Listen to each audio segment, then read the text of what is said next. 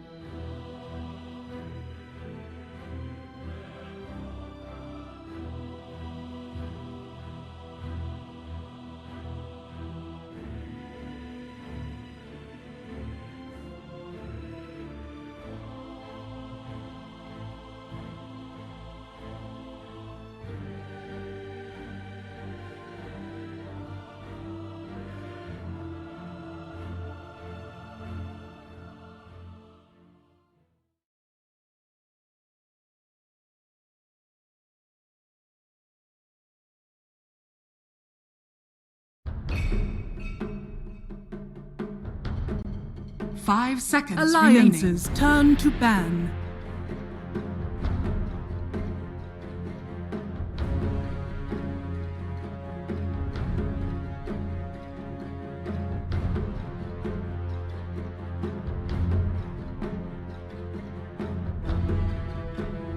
Now for the old razzle-dazzle! Now for the old razzle-dazzle! 5 seconds remaining. Navi's turn to ban. Alliances turn to ban.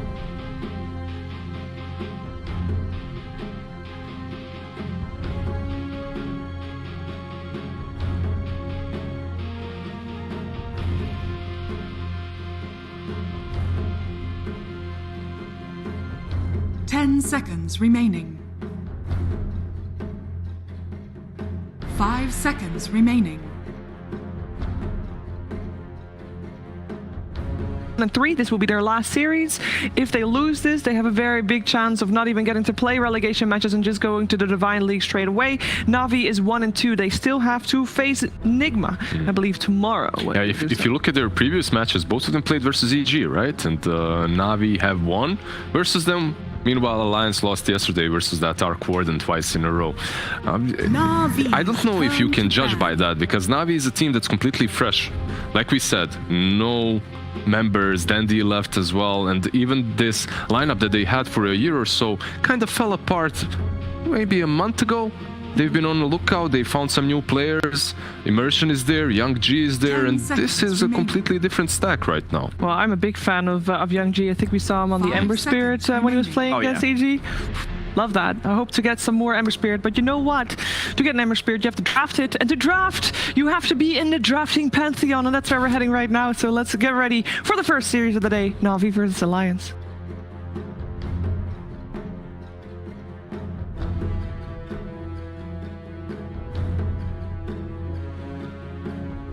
Alliances turn to pick.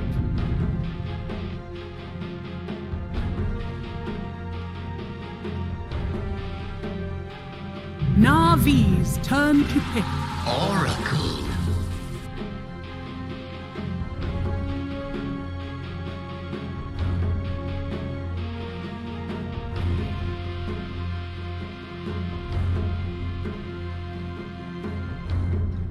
Welcome to the pantheon of heroes. Here we have summoned the greatest warriors for, of course, the Classico, as they call it. I am the Emperor of the Pantheon, and with my wonderful analysts, I will tell you things. Come here, boy. Tell me about the Dota, boy. Yeah, the Dota is good. What do you think they will draft? You touch me. Disinfect your hands! Okay. I don't have any spray here. Anyway, Alliance versus Navi. What will happen, and what heroes will summon T-Governor? Hopefully not Arc Warden for Alliance's sake. Yeah. 4 losses in a row to Arc Warden. 4 losses to Arc Warden? Will he be summoned? Let us find out in the Hall of Heroes! How did he start as Emperor and somehow became? I don't know. I don't know what I am anymore. I've lost the character. He has swapped character very quickly. Character's gone. Welcome to the draft. Warlock and Oracle. 2 very thematic heroes to this character. Yes. Yeah, on a more serious note. You actually look like Warlock a little. Thank you. Just a little, yeah. Nice little. Go, serious points. Thank you. Points. Yeah, it's the fact that Navi actually doesn't really play this Arc Warden. So memes aside, they have lost their last 2 series due to the Arc Warden primarily. Navi doesn't really play it. Crystallize, I think he has 7 games total on his main account. Yep. On Arc Warden, last played 2017. So if they do pick it, it'll just be a big surprise without much practice at all. But again, What about Young G? Does he play it? I don't think so, right? Young G's hero form is very much like the mid laner, right? He's the Ember, the Quap, the Invoker. He likes to be a space maker, crystallize the hard farmer. Makes sense. They look really good with Warlock. I think for I feel like even for quite a long time. Oh my god! Right off the bat. Okay, they did this. They did this the other day. Yeah, looks good. Got to give it to Navi. So when they first started this group stage around 2 weeks ago, their drafting was very much like Spectre was like their big thing, right? And then clearly they were like, wait, hold up a second. Let's try and drift away from that. They're reinventing themselves a little bit, and then they were able to 2-0 EG. And Alchemist was one of those games that they were so strong in. 5 seconds remaining. Is the hero not easily counterable? I feel like it's less so, especially if like Doom's out of the pool and stuff like that. I feel like there's a lot of different ways that he can actually deal with it. Like, he can actually deal with like these farms. Like people aren't building Spirit Vessel as much anymore. I feel like people aren't itemizing to deal with this like HP regen and all that. So, hey, can definitely work. The main thing is because Alliance likes to pick S4's hero early. They've already shown the Darkseer, and you have this Warlock 5 for Na'Vi. Naturally enables any carry. Alchemist as a hero, he's countered if he's pressured in lane and then the enemy has an access to your jungle as well. But because you have this Darkseer, at best you're gonna have an Earth Spirit or a Clockwork or one melee hero that can try and pressure. And then if you counter that with your own 4 rotation, Alk's pretty much free farm. So I see right now this Alk pick is free due to the Darkseer and due to the covered Warlock early on. Yeah, I wonder if they maybe like switch something up and do some type of like aggro-ish lane with the Oracle to dispel and something like that, and put Darkseer in a different matchup or something. That's true, yeah, like some triple ranged with an Oracle, and then you don't have to worry about the Warlock thing. Yeah. Some approaches I've seen definitely versus the Alchemist, but I think, I mean, they still could go for something like the Spirit Breaker Darkseer or something, but like you said, it's not gonna apply the pressure. Like the Warlock's just gonna heal. They just lack lane damage pretty much against this Alk. And I also, that's one thing actually I've been noticing in a couple games is damage, like lacking damage in some games. We were casting one game yesterday. I'm just like, yeah, sure, like first 15 minutes they're gonna have damage, but then they just have 0 damage out of their toolkit. So Alchemist, I think this hero might actually start to come back versus those type of lineups. So we can I think a good example is Viking, for example. Like their lineups are super aggressive, but you always question it, where's their damage coming out? Yeah. And it's the same again right now, where this Alk pick, for example, against those type of lineups, if it survives, it just makes such a big wall to get over, and you just can't break it most of the times. Do you remember when they ran Ancient Apparition mid? Oh, good times. To counter the Alchemist, could we potentially see a return? Alliance have shown that they are willing to pick Jakiro mid. So, if they want to lose the series quicker, then sure, go for it. I think AA can break stuff, though. I think that hero does break certain things, but it's a tough hero to make work, and it's... Yeah, I mean, it's not great. Not a fan. Not a fan. Like, right now, I'm seeing, like, Sven still being a very strong hero for Alliance. He naturally is one of the best heroes against Alk, just because once you connect onto him, you just eat through him. Alk doesn't really have a lot of armor. He needs to get to, like, AC or Shivas or one of these items later on. Yeah, they're going to ban it. Yeah, especially when they have Darkseer as well, too, right? Like, it's just a combo. I think the other one I'm looking at is actually a limp specialty, Death Prophet. You're never going to have to worry about damage in the game, right? You're always going to have a way to actually bring them down. The silence is actually good. You have ways to stop upheaval. You have ways to counteract the backlines too. For Alliance right now, their bans are super important because they've got Ember banned out, because that was one of the instrumental reasons why Na'Vi was able to beat EG. And I'm thinking like maybe like an Invoker as well. That Quas Wex naturally does really good against any aggression. You've already shown Darkseer, therefore like it's going to be like a double melee run at you. Invoker will hard counter that. It's just what's Alliance's game plan. If they have the DP, then sure, they just be able to plow down towers and pressure this out. But it's about rounding out their draft to have that timing. Yeah. I mean, the Death Prophet looks phenomenal. They have Oracle too. They have like everything surged with the Death Prophet as well, versus like Warlock, who doesn't really stun, right? You have this people that won't matter. I mean, it looks really good for him. Yeah, I think they could even force it early.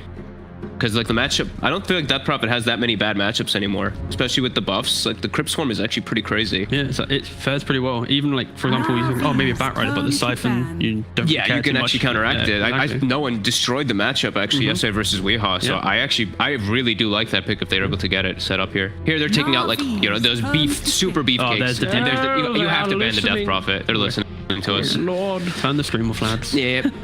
Oh man, they need other ways to be able to provide damage. So that's the 2 biggest hard hitters right now that they've actually removed to counter out the Alchemist. So Alliance is gonna have to have something else. Because even the Slark's gone too. So again, this is just a very nice Rubik pick because it sets up Pasha for his like the Centaurs, the Omni Knights, any of these melee 3s. That just allows Rubik to have a pretty chill game.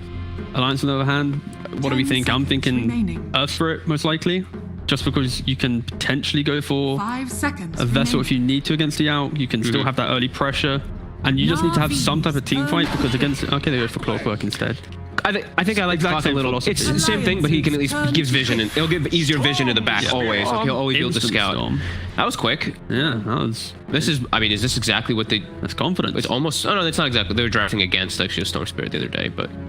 Okay, I mean, you don't see a lot of disables already right off the bat, right? Oracle, he just has his little root. Clockwork can be a bit annoying if he plays around it, like the hookshot of the cog backwards, but it's gonna be some limited disables. And there's a Rubik that they picked the Clockwork into. It's still the same, like, fear from Alliance where they might have this early pressure, but they're still going to get to a window of like that. Alliances They need turn mid game to where they're going to ban. know how are we actually killing things. And They need some crazy damage. they have Void, which is nice. Okay. It's the classic Nico baby can get on my back, lads. I'm going to carry you through into the late game, but it's still, where is your Where's the damage, damage? right now? Like Yeah. you're running around, you might kill this Alk a couple times, but I don't see anything that stops his farm. There's no clean combo 10 that's like, seconds all right, we're remaining. controlling your jungle or we're doing stuff, because they're tied into cooldowns and a lack of early 5 damage, seconds which is remaining. perfect Yeah. for the lack of Alk and Storm. I feel like Navi's very happy with this setup right now. The counter argument would be the fact you have Alk and Storm, it puts a lot of pressure on Storm making good early rotations, and that is pretty hard against Darkseer and Void because they're a little bit more elusive. Do you feel like he has to feel forced to do that so much though? Alliances Potentially turn just to because ban. Alk and Storm both want to maybe retreat to the jungle, so there might be just an awkward amount of just farming needing to happen and no movement. When you make no movement, it amplifies the Darkseer type combos, right? Yeah, that's true. So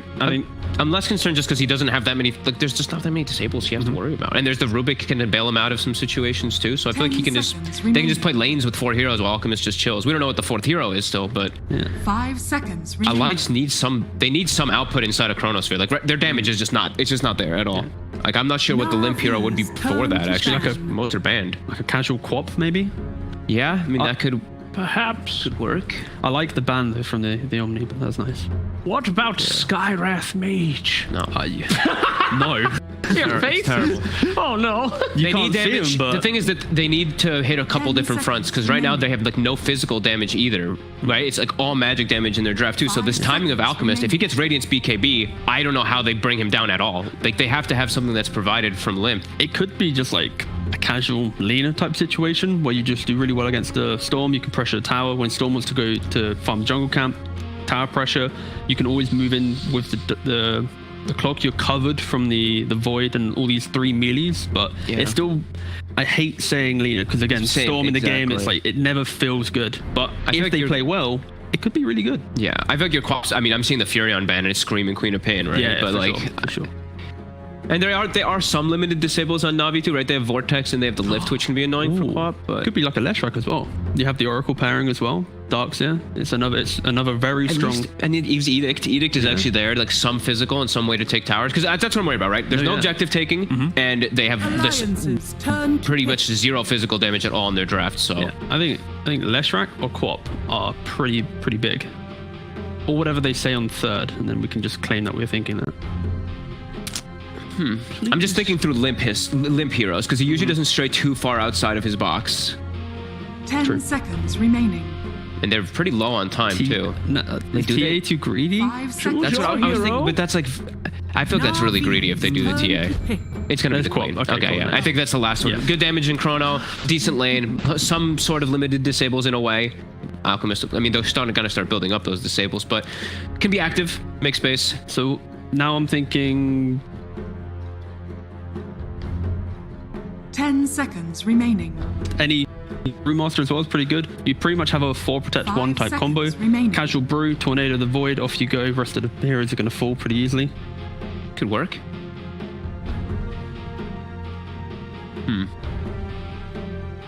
Pasha as well. Yeah, I'm thinking. I think they're my 2. I'm leaning towards the Brew Centaur. I think, I mean, Centaur is just the cleanest one, but it is versus Void. They maybe they could go even. Is Void Spirit still available? He's played a couple times. 9 still. Oh, that's really good. Oh my god, Yeah. versus double mobility cores. That is Yeah. a real nice pick. That's I actually solid. love that. But again, it is still a hero that they now have 3 cores that they need a little bit of time to come online, and they have like later timings where if this Quap pops off, makes strong rotations, if Clock has a good time, Na'Vi could be punished. But Na'Vi eventually are just very, very scary. I actually really like this pick. Gives you such good vision, great ways into the back. Silence versus Void Enough Quap. now. The oracles have predicted the odds 274 139. Do you agree, my counsel? After draft, no. No, yeah, I think it's a little bit Alliance favored. Or maybe it's the whole Arc Warden factor, right? Like, Interesting. Come here, T-Governor. Come close. I have something of utmost importance to whisper to you. Closer.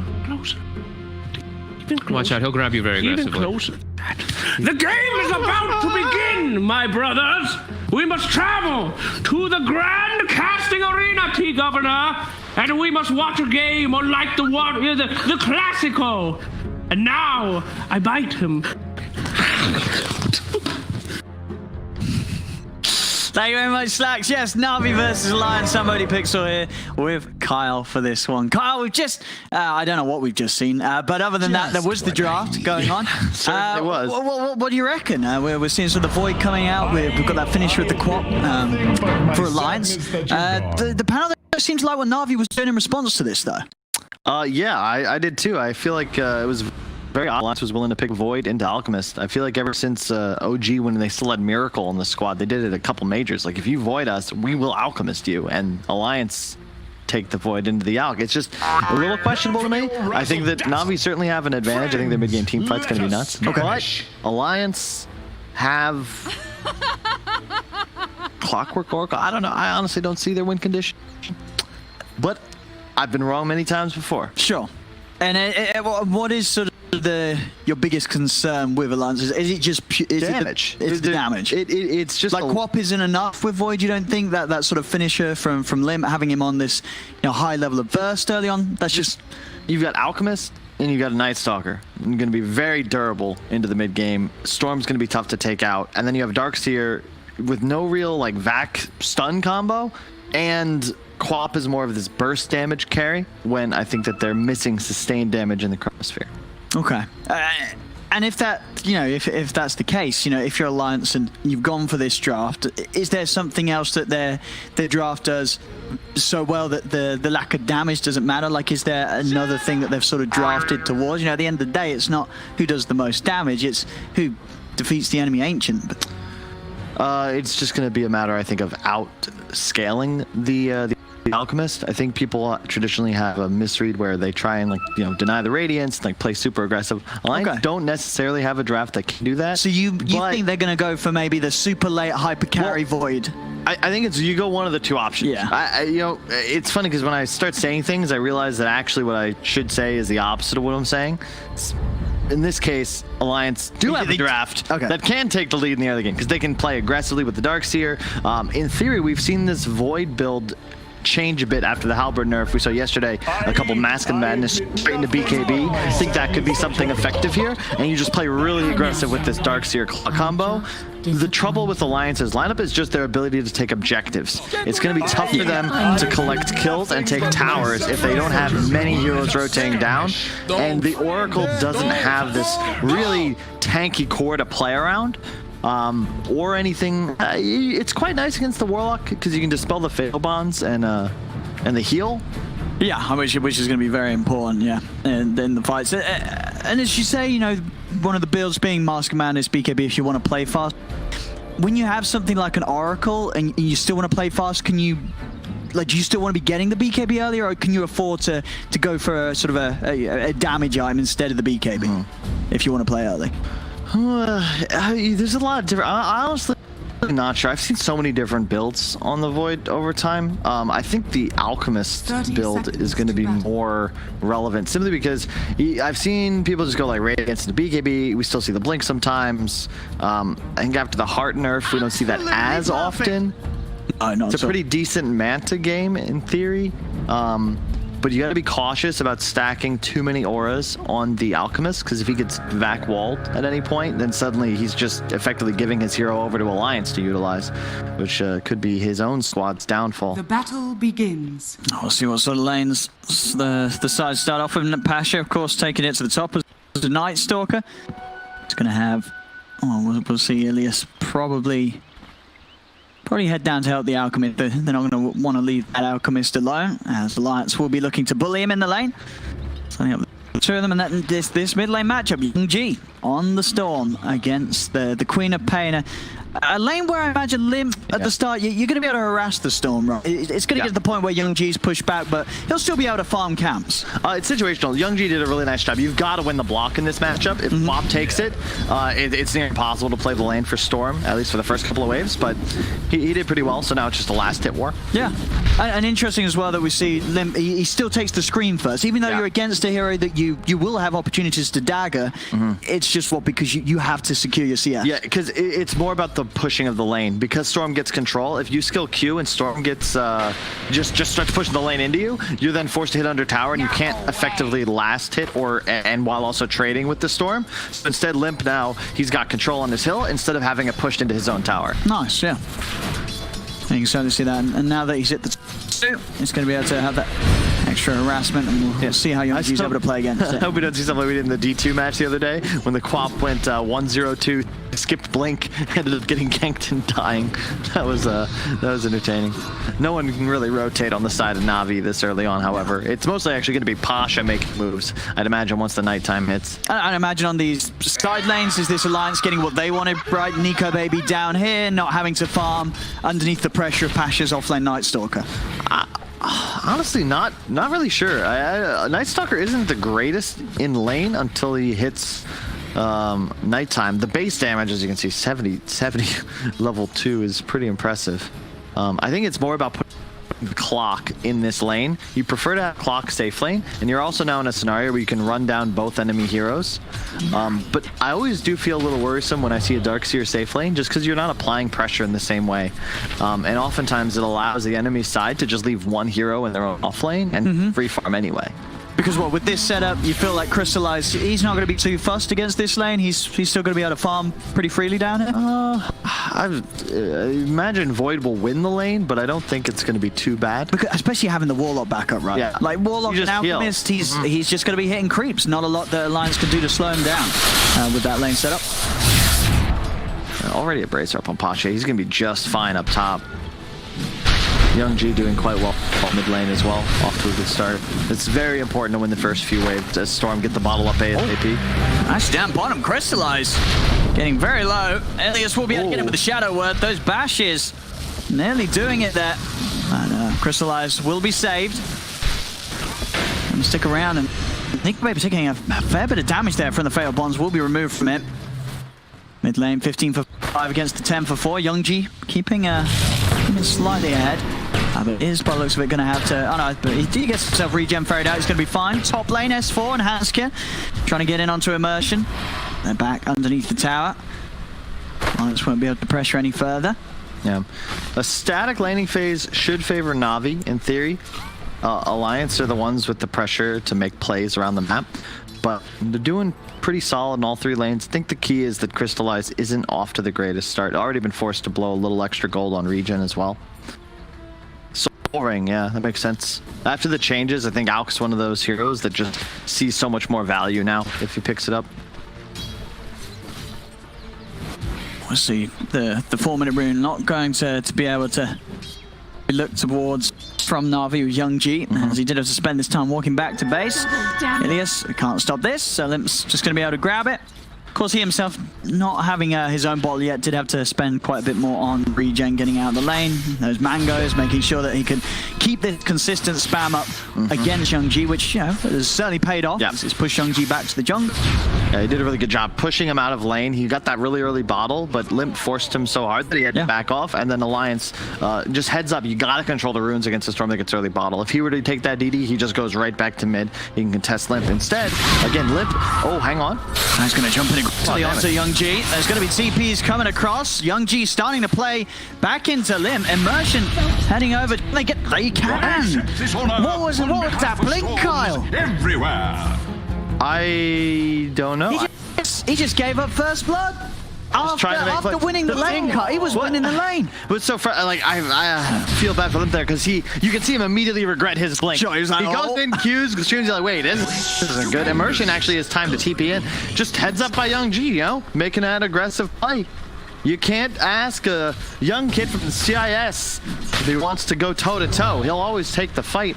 And nighttime now, so Pasha is going to be out to a speedy recovery. I can't believe that happened. Yeah, I mean, Limp, you know, that just sort of shakes it up a bit, and Youngji is I was about to praise him. I was about to praise him. He went to the S4 school of mid, you know, just control the hill. I was about to say he's doing great because you don't need to go kill the Storm. You just keep the lane on your hill.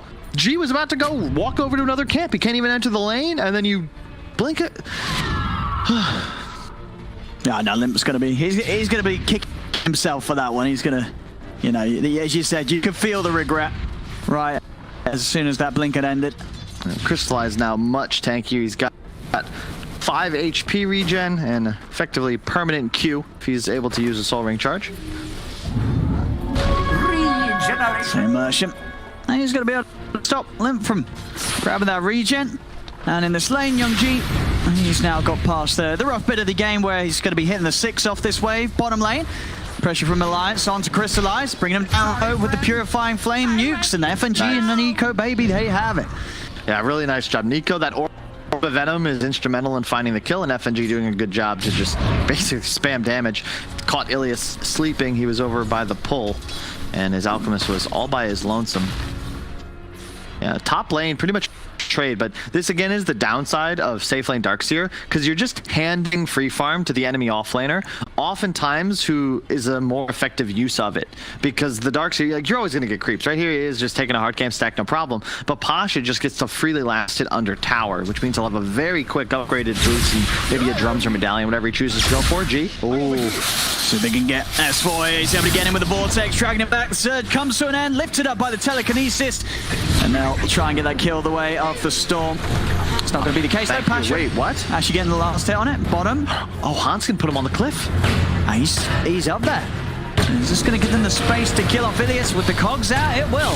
Alliance will be able to find the Warlock and Crystallize. He's stuck. Ward down. What the? And his TP's on cooldown. His TP's on cooldown for 40 seconds. They just leave him there. I mean, I was going to say it would be more. Kill him. Just leave him. And Limp is going to want the kill. They've lost the vision. He's going to have to scream up again in a second. There we have it. I'll take him out. Young G's going to come in with the counterplay though. Looks over towards FNG. I'll take the kill on Oracle in return. We're only 7.5 minutes in. This is one of the strangest games of Dota I have seen all tournament. Yeah, first game of the day. It's El Clasico. This is what we've come to expect. You know, these squads have been going at it all the way back to what? TI2, TI3? Oh, this is another freebie for Young G. He's in with the burst. They've got the fatal bonds out as well. Hansken's down. I mean, Young G, after feeling the heat in the laning stage where Limp was applying good pressure early on, he's back into this game now. He's top of the net worth. 3-0-1 on this Storm at 8 minutes in. He's finding so much action. For the most part, Alliance is bringing over to his half of the map.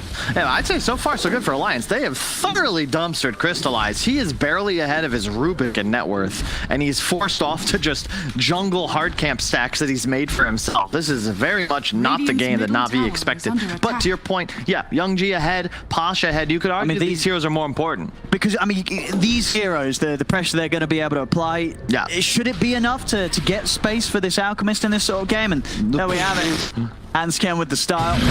On purpose. See that bottom. Na'Vi making a move onto FNG.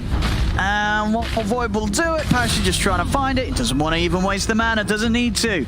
Chases him down under the night time. Oh, nice. The ring for the Storm. The best, I believe, second highest win rate of all neutral items in Dota 2. Yeah, anytime you get it on these ink cores, it just feels amazing. So, bro, it's a half a mana ring, 10 in, 3 armor. I thought it was 8 in. Was it 10 in? It was before. It's 8 in. Is it 8 or 10? Can we hover over the arcane ring real quick? Is it plus 8 in or 10 in? I think it's 10. Hang on. Oh, onto Limb. Now he's gone. Jeez. He couldn't get the blink off. He couldn't get the blink off there. Pasha just cancelling the little animation with the void. And the blink took too long to get off. Over here, Pasha, he's going to be able to fly his way out. Young G, he's just going to zip straight in. He's strong enough. He's got the mana. Pulls back Hansken.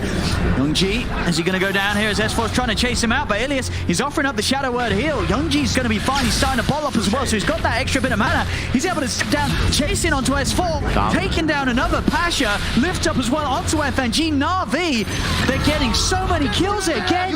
It's like the Alliance fast food service. They're just delivering all this food to Na'Vi's half of the map, and they're cleaning it up. It's 9-3 now, 2k lead. I feel like Alliance has just got to sort of slow down a bit. I mean, you said they wanted to play fast, and they kind of need to, but it seems like they're just forcing it a little too much at the moment. It's just making plays that, it's a Darkseer plus a clock. If you're going to make this maneuver, Limp has to be alive. Limp has to be ready to rotate, and once he goes down, you can't get caught behind enemy lines. Like, they have Quap Bolt ready. They want to make this move. In fact, I think they just try it again. It's just got to be executed a little better.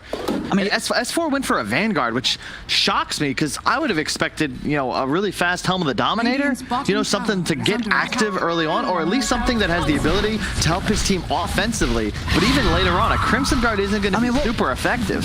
What do you think? What's he seen in this game in the draft from Na'Vi that's made him say that this is the preferable item to go first on Darkseid this game? I see somebody's got a front line, and in a sense, like, it has to be S4 here. I just thought he would do it in a different way. Like, a mech is so solid for this team at a point as well. And it's what he's got queued up next. It's just a very expensive item to rush like this. It's 11.5 minutes in. You know, that's not going to allow him to apply too much offensive pressure. And ultimately, he's dying to magic damage, not right clicks right now. Tower is under attack. And Young G's off to a... I mean, he's 4-0-3 at 11 minutes. This is one of those, you know, just incredible storm starts to a game. Yeah, and Iron Talon crystallized. You know, the one bright spot, though, Alliance, if you look at the Alchemist, he's not really having the greatest game. Sure, top of the network. I mean, he's catching up there. He was down in the bottom half. As time is passing. Have seen him own games, though, he's running away with it. And this is still very much, you know, in control. If Alliance can contest this upcoming stack clear, could be huge for them, but they got to make it happen fast. And we have a Young G. He's going to look for Hanskin. Hanskin has got the 6, so can look to jump away. In fact, he's just going to jump straight back in. Nico Baby comes in with the chrono, and that will be enough lockdown to punish Young G. See the chase here, and he's trying to look for more. Immersion was able to steal the chronosphere, so potential plays for Na'Vi to come out with. That is if he survives. The bash is coming out. Lift up. They're going to throw down the golem. The Sonic Wave comes crashing over. Will take out the Rubik. Jump over from Nico Baby back to safety. FNG also able to offer up the Dispel. As Pasha, he's going to turn, focus down the Oracle, stay on top of FNG, take him out. See what Pasha wants to look for next. Limp blinking away.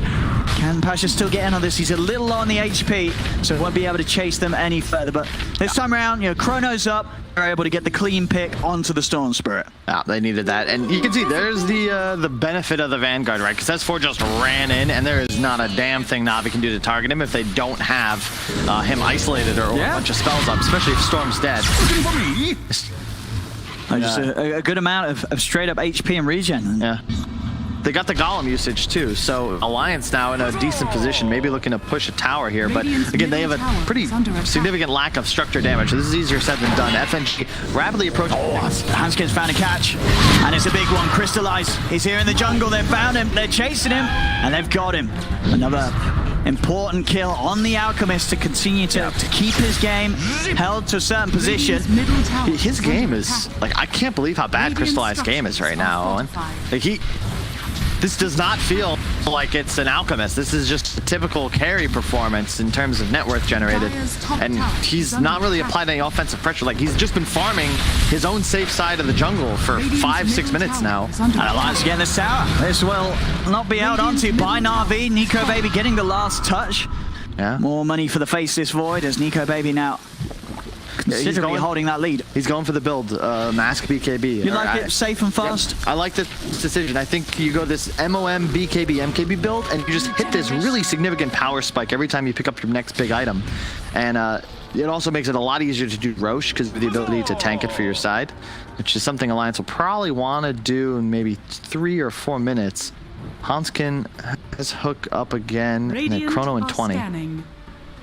Let's see if they can catch in on the FNG starting to hunt in the trees. He's going to see Pasha. Limp's going to jump forward. Silence is out. Nega's going to leap in with the Faceless Void. Nico Baby has the bashes. Yeah, the downside of Na'Vi's lineup is that none of the heroes actually want to play Dota yet. You know, Young G has been incredibly active, but it's time of the game where he just wants to finish his Orchid, farm some camps. Alchemist has no intention of participating, and your Night Star, I mean, it's daytime. Soon will be night, but Pasha can't really make plays all by his lonesome. How's Young G doing on the Orchid? He's got the first Oblivion done. That's still a decent bit of timing that he's going to need. Nico Baby and FNG, they're waiting on the high ground as Nico Baby's going to go for this one. He's dropping the chrono. It's another opportunity to just slow down that Orchid. 2 times now they managed to find that move onto the Storm. Also getting a catch on Ilias. Alliance, they're really taking this game back under their wing now. 2K lead. These are the moves that you need to see when they go for this sort of draft. Nico Baby, Chrono, pretty much off cooldown. He's straight away looking for opportunities to use it, catch out the Storm or the Alchemist. If they kill one of these heroes, Alliance are going to be able to keep hold of the game. Yeah, just Crystallized just isn't a hero yet. Like this is the first time I've seen him in a lane in like 4 minutes. His net worth is just not there. Like the fact that he's even with S4 is kind of crazy to me. It's 16 minutes in, he still hasn't even finished his relic. We usually see like Radiant's BKB at this point. Credit to Alliance, they focused on the hero that mattered. Yeah, we were talking about how Storm and Nightstalker are off to a good start, but ultimately they're not game winners. No, it's especially in a game where they're the Chronosphere, right? You know, Storm is going to always be at that huge vulnerability of getting Chrono. So you catch this hero in the Chrono, it isn't a tanky hero. You're not going to suffer and struggle with damage required to kill him. It reminds me, you know, one of my the best quotes by one of my favorite analysts, Cinderin, when there's an Alch in the game, it's an Alchemist game. And so far, Alliance understand that. Not sure Na'Vi got the same read because they've yet to really get him involved. Like, the Relic is now finished, but even when he gets the Radiance online, I'm curious how relevant it'll be in terms of actually being able to take team fights. You know, with the Warlock, especially going max Fatal Bonds, it's a significant damage jump. And you just gotta be cautious. Alliance, you know, you're ahead, but you know how it goes. You throw one engagement against a team fight lineup like Na'Vi's got, and you could be in big trouble. Limp specifically has got to be cautious, as does Nico really, because that AoE silence from Ilias or Pasha during nighttime could just straight up be enough to kill them. Dire's top tower is under attack. There we go. This tier 1 tower should go down there. Nice effort from Pasha, keeping the siege creep alive. So Na'Vi will be able to take themselves something off the map. Meanwhile, you see Alliance just all inside Na'Vi's jungle, keeping this mid lane and bottom lane pushed right up to the tier 2 towers. Radiant structures. Brown Boots Orchid finished on Limp, so he's ready to take out the enemy Storm if he's able to find him. It's a really nice combo. When you have a clock, you want to have some method of fully locking down whoever he goes for. So this means if he's able to find the Storm or the Night Stalker, he'll be able to catch them before they can fly away. Who got that Essence Ring? Was that Na'Vi's? Oh yeah, it's no, Alliance have got it. Limp's got it. Limp's going to be getting it out from South by looks of it on the Quap. Nice. It's a favorite tier 2 item for either mid. Yeah, I mean, Alliance doing a great job so far. They're just taking towers. They're going to be able to go for the 20 outpost as well with this early tier 2 taken down at 18 minutes. Really speeding up the pace here. Alliance taking some excellent map control. And just really limiting the space that Crystallized continues to get. Where he can be is this Alchemist. Moment trying to find what he can from of course, Alliance's half, and that Radiance nearly done. It almost feels like his other 2 cores and his Rubik have taken too much space. You see like Arteezy play this Alchemist, it's like the whole squad plays around his need to get as many creeps as possible, whereas Na'Vi, they're just kind of playing the standard game of Dota, but you've got to help out your Alch more. He's just now getting the Radiance up. Like, it's just so late. They need this fight to go off well. Ilias has the Golem plus Fatal Bond prepared, but they need to get a kill core.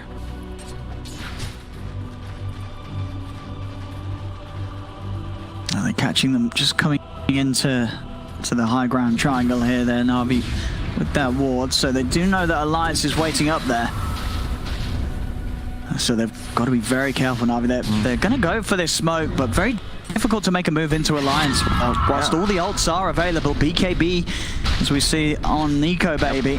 Alliance have more counter-initiate answers. Like, they have the only true save support. They have a BKB on the Void. He's not a target anymore, even with the Orchid up on Young G. They've got Chrono. They got the Vac Wall. And you have a Clock Hook that can come in at any time. Whereas Na'Vi, you effectively just have to follow your Alchemist in. God forbid he gets gone on. You can't save him. How do you save him? All they can do is sort of just throw ults and throw the Golem down, but that alone is unlikely to stop Alliance long enough to keep your Alch alive at this stage. As Alliance, they're coming over. Who are they going to be able to find? Nico Baby's looking for a target. Pasha comes in. They will get the concordance over onto Nico Baby, but Nico Baby's just going to jump back over. Time dilation onto Crystallized. Crystallized is trying to fight this, but the wall is down. They'll lift up the Void, drop down the Golem as well. But Nico Baby, he's more than fine. He's just going to continue to punch into Crystallized, pushing him away. On the backlines, though, Pasha was able to get in onto FNG, and with the Golem, they kill off Hanskin as well. So Na'Vi this time able to do a good job of sort of ignoring the front line of Nico Baby and just go straight for the backlines. And Nico Baby, he's still feeling confident and trying to fight, but that whole engagement, not able to find an opportunity to use the Chronosphere. So at the end of it all, Na'Vi, they get in, they get 2 kills, they get out, they don't lose anything then, Na'Vi. That could have been much worse. That was Alliance's fight. And hang on, there's a Chrono going off or something. Nico's doing stuff. Oh my goodness, Nico Baby living on the edge. He gets the kill and more than likely will get out, but he was living on the edge there, Carl. Oh yeah, I mean, he's making plays though. Shout out to Na'Vi. They took a really nice fight. You know, let Crystallize tank the Void. If he chronos just one target, it's not worthwhile. And meanwhile, his other 2 cores just take out FNG. But with no nighttime, Pasha's hero, we talked about how he's getting all this farm top lane. He's useless daytime. Damn that. Like, see if they can finish Bash. The time dilation slow. From Nico Baby coming in a few bashes, and they should have this one pretty easily. As Nico Baby, I mean, this man, he's scared of nothing. He will start things on his own accord there. They get him against 3 or 4 heroes of Na'Vi, nearly dying, dropping the chrono, and then it doesn't just result in the storm kill, but also the opportunity for the rest of Alliance to run over and extra kills on top. Oh yeah. No, he's playing a hell of a game. We forgot to mention it in the pregame, but you know, got to put some respect on Nico Baby's Faceless Void. This was a must ban, or they would pick it against Alliance for some time. It has been changed a bit since, but it's still one of their preferred cores. Okay. And having a fantastic game so far, Nico Baby. 4-0-4. They haven't been able to catch him, and even when he plays as deep as he did just then, and he's still not getting caught, it's kind of hard to see a situation where Na'Vi are going to be able to kill Nico Baby. He is just, he's not playing in a way that he is going to get killed. He's just not dying. The BKB, he is invincible. It's Crystallized that would be the threat. You know, when we used to see it played by Miracle, and it was, I mean, I guess just Alex in general. When you get ahead, you can hunt. You've got this Radiance AC BKB blink, and it's 20 minutes in. We're at 22. We don't have that BKB up on Crystallized, so he's still worried for his own survival. He's not yet at the point where he can think about killing enemy cores, and that's his job. That's his role in this game. Lowest damage dealt on his entire team as we past 23 minutes game time. Well stuff. Well played by Alliance. So they've done a great job taking towers. That's the key. They've got so much map control now. Already with control of the Radiant Outpost.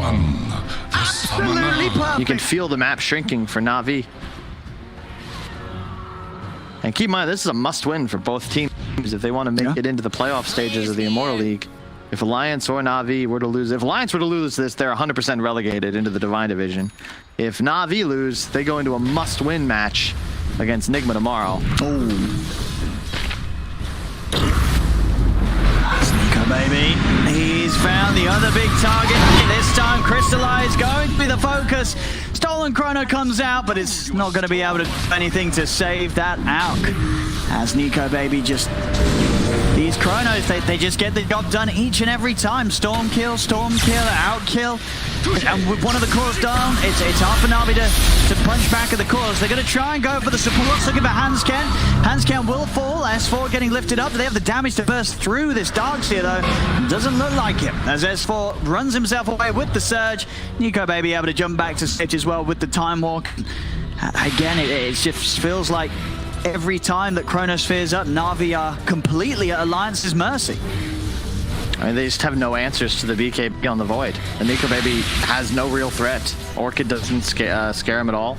And no one on Na'Vi can really go toe-to-toe with them either, with the exception of Crystallize, who Nico's perfectly fine chronoing and killing if necessary. On them, Sim. They found themselves a quick catch. Okay. Silence.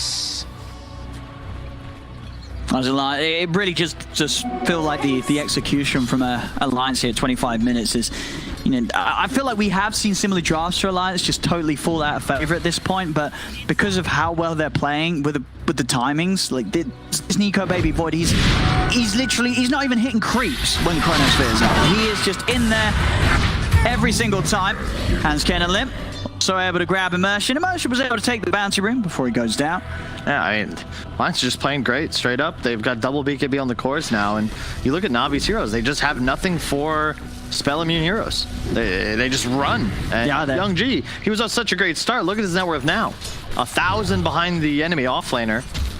And, you know, he's forced to go back for a Yules. This is never a good spot as a Storm. You want to always be progressing. You'd love to be able to get a BKB, but you're just not confident picking up this early. You're concerned about your scaling, so you go for the Yule. Oh, hang on. No, that's nothing good. No, a little too fast here at nighttime, Pasha, for Alliance to grab. And you can see already Alliance starting to move over as a unit. Nico Baby leading the way. 20 seconds till Chronosphere. He is more than ready to look for another catch. I mean, they know Alliance. Any fight with BKB Chrono, and it's going to be a surefire team fight win, as we've seen in every single time it's occurred so far.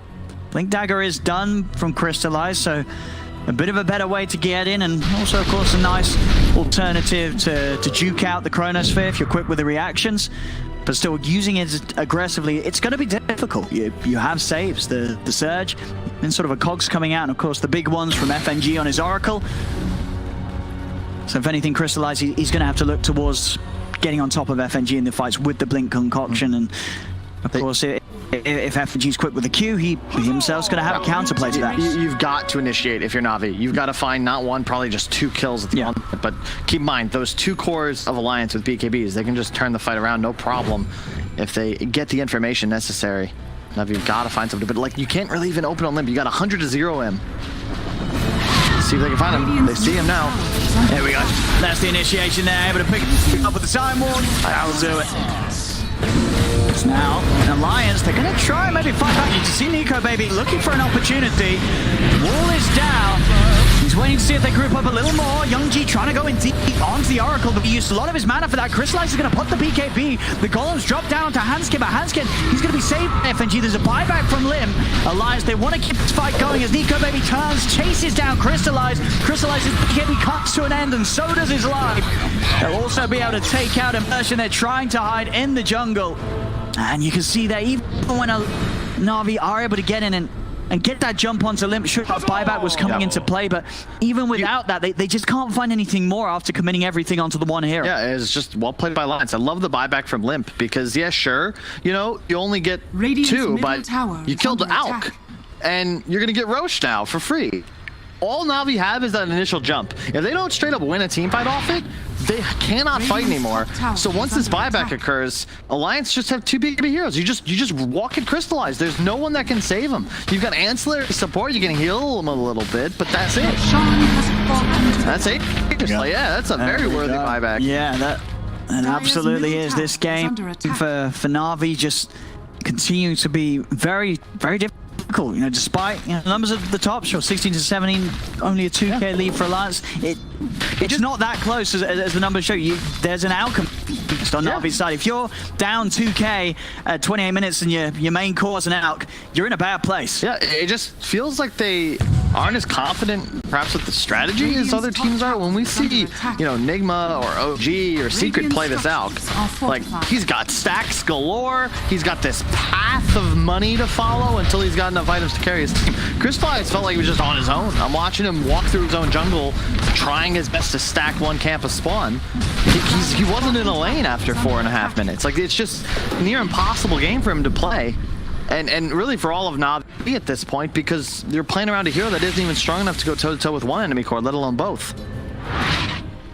And yeah, I mean, it's so much gold saved on Pasha too, man. You're losing the game. You're down 2K gold. It's really 5 when you save 3.5 on your hero. He's going to get a casual medallion. Tower is under attack. Very odd game. Very odd game.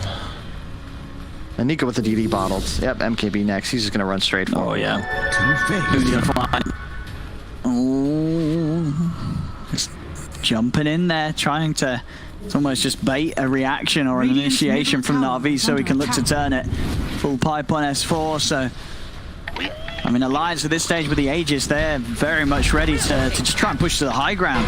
It's hard to really see how much Na'Vi's going to be able to offer out of defense.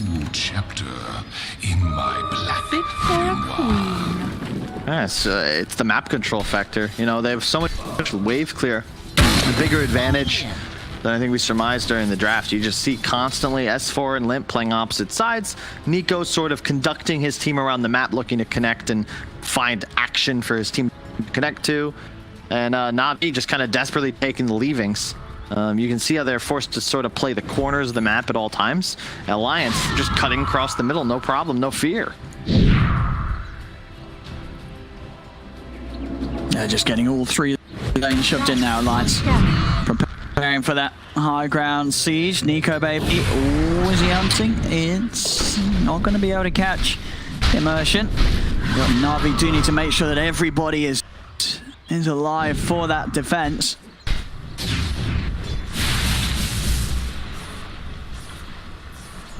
Yeah, very Wings-esque movements, just constantly cut waves. Don't run where the creeps will be. Catch the waves as they come out of base and try to find enemy heroes on the retreat. And you can see Alliance just sort of keeping Na'Vi in the crease. Game not over by any means. You know, one big team fight for a Warlock out. You could just see things turn around. Dota Plus disagrees.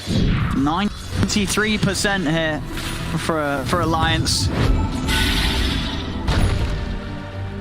And it's hard to feel that they're wrong here. This is a very, very tough game for Na'Vi to take control of. Coming in. As they have continuing to fall further behind. No real answer to deal with the Nico Baby Void. And as you touched upon before, just going to show again why this hero is one that you've got to be very prepared for if you're going to go against Alliance. As I feel like we've seen a fair few Voids just really struggle to have as much impact as Nico Baby has in this first 30 minutes. And you know, Nico Baby absolutely just showing exactly how it's done, how you have to play this hero in the early game. Yeah. I think the item build's a lot to do with it. If he goes for some, Battle Fury Rush or God forbid a Midas Maelstrom, we saw that disaster a couple times. Crystallize is gonna have a lot more space, but Nico Baby, even when he's not finding kills, he hasn't left the enemy side of the map since he first crossed the river. I mean, he's just always looking for action. And yeah, sure, he hasn't found a Chrono in a little while, but why? Look where Na'Vi is. They're 5 heroes in base. Alchemist, 6th highest level in the game. Like, that's just crazy to me how well Alliance have slowed him down.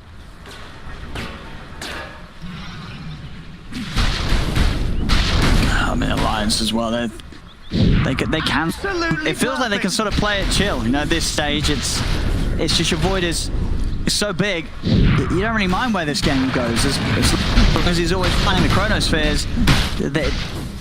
The job for heroes like the Storm, it just feels impossible. Like, how's Storm ever going to go into these fights without worrying about being caught out? They're going to try for these smokes, as you say. This is the one way that they can.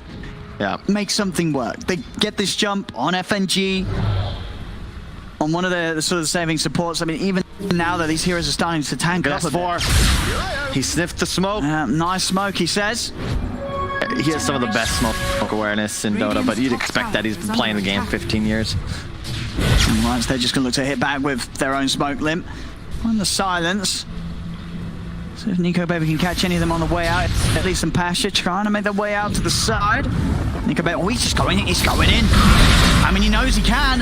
He's just going straight in, Nico Baby, up to the high ground. Chrono's out. They'll drop the Golem, but he's caught Pasha and Crystallize. Crystallize just getting game bashed. Finally able to walk away. A big zip in from Youngji, looks towards the backlines, but he cannot kill off FNG. The Concoction out to S4, but the Lotus Orb's already there, sending it back over towards Crystallize. Is under attack. They don't get the out, but again, they're getting 2 kills, they're getting a core. Yeah, I love it. I mean, Nico Baby, he allows for the vac wall. There's a new AC on the Alchemist, but as long as S4 is able to get that wall up beforehand, it's just completely negated. 5.5k down the drain. And Nico Baby's awareness, mid-fight, leaping onto his Oracle as the Storm started zipping, because Youngji can't get the kill on FNG if Nico's trading hits with them. So it forces G back to base and saves his Oracle without having needing to use his ultimate, as now G will clear the creep wave, but it's 2 dead. Yeah, you're going to struggle stopping this push. As the Golem goes down, Alliance punching into the tier 3s of Na'Vi. What have Na'Vi got to show? It's just each time They have to do something whilst these ults are down. It feels like that's the only opportunity for Na'Vi. They've got to make a fast play. Try and start things onto the clockwork. Combo play here as Crystallize jumps in. Hansken's getting low, but the save's there. FNG comes in with a false promise. Youngji goes for the grab onto FNG. Pasha turns towards FNG, but FNG is able to turn with the root. He keeps himself alive. They can't kill the Oracle straight up. FNG still surviving. Grieves a pop, healing FNG up. He's fine. Crystallize, he's going to try and turn back in. Blinks forward, looks for Kogochen target. Crystallize trying to beat into Nico Baby, but Nico Baby turns with the BKB. Bashes him out of the game. That's a dieback on Youngji as Alliance will take this game 1. And I mean, they did it perfectly. As I said, this is one of those games that a lot of these teams that are trying to play the void. You watch what Alliance did here, the way they played with and around Nico Baby's faces void, and you take something away from that. No, I don't know what to take away. That was just straight up domination. The scoreboard doesn't really reveal how one-sided that game felt. 24.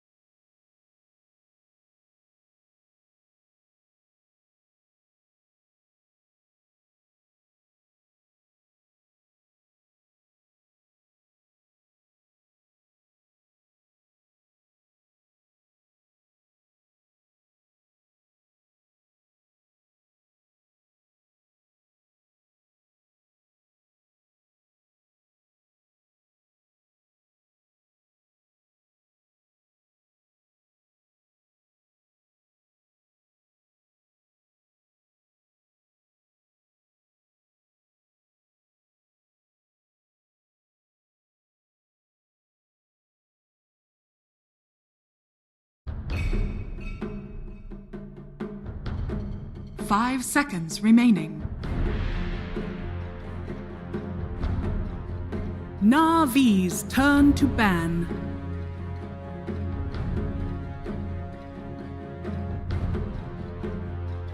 Alliance's turn to ban.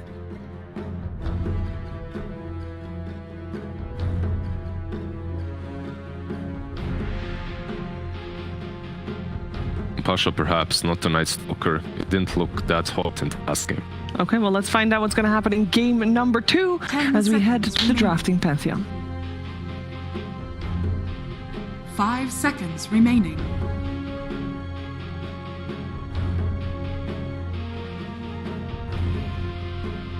Navi's turn to ban. Alliance's turn to ban.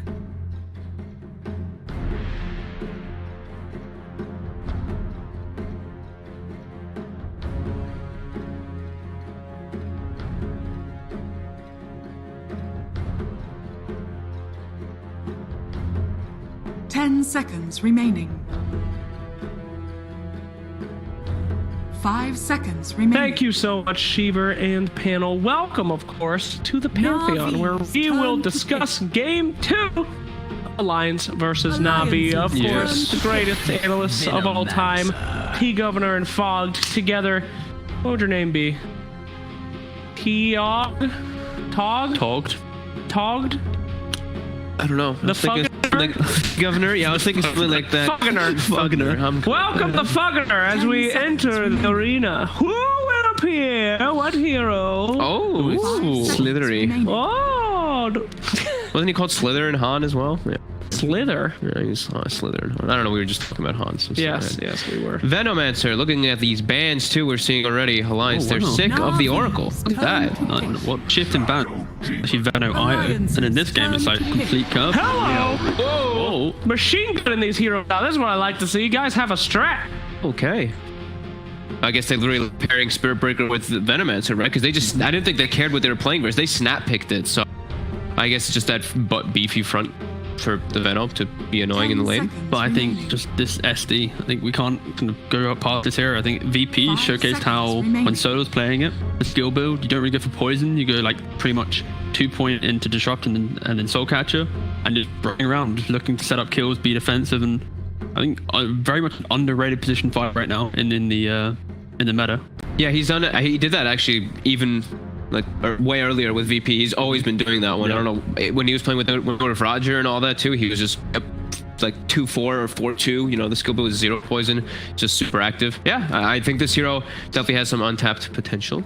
I think we also, you got to give props to Alliance that first game where when you looked at the draft, you kind of go, okay, well maybe there's this lack of damage and stuff, and they were able to showcase how they can play well together and understand what they're trying to pressure. You know, there's this AUK, they invade the tri-camp, they saw the greed in that tri-core, and they were able to punish it, give up the Night Stalker farm, but punished out. So give to them there. Yeah. They did super well. Okay. Ember, hero that doesn't have to worry too much about being charged in a lot of situations. You have a bunch of different ways to play around it.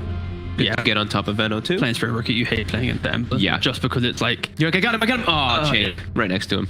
Slight chain, remnant. Everything goes against you. Even if you do connect, he has the flame guard up anyway, so all your damage pretty much mitigated. Alliance's turn to ban. Now they got again second pick. They can cover this Ember with 3 pretty nice bans, and off they go. Yeah, it's good versus the Veno too. Definitely a solid pick here. Can set tempo, can make moves, can match Spirit Breaker's movements around the map too. That's another good thing. It's like Ember's just so good. Alright, Spirit Breaker just T-poed. Incredible dominance there. He's really athletic actually. Sorry to interrupt. No, it's fine. No, you're good. That's an Invoker ban. Yeah. And yes. It's the principle of just a counter aggression, and I said it so many times that the way OG picked Invoker when they first were coming back was because it is so strong at just stopping that 10 to 15 minute skirmish fights. You don't have mana, you have Tornado, it's like done, you're out of this. You can't continue. Especially when playing like a hero like Ember, where okay, Flame Guard, bye-bye, right? It's just always going to be constantly getting dispelled. I think it works well with Spirit Breaker too. Like you can actually make a lot of aggressive moves around the map early on. Like right after laning phase, you're just super active. So like that. The nice thing as well with the Ember pick, it also is like a soft cover in the draft to Navi's previous lineups that they run with Spirit Breaker Veno. the drows, heroes that want to kind of fight from behind the kind of noise that these heroes can create. Ember just cuts straight through that and finds 5 seconds single cores. remaining.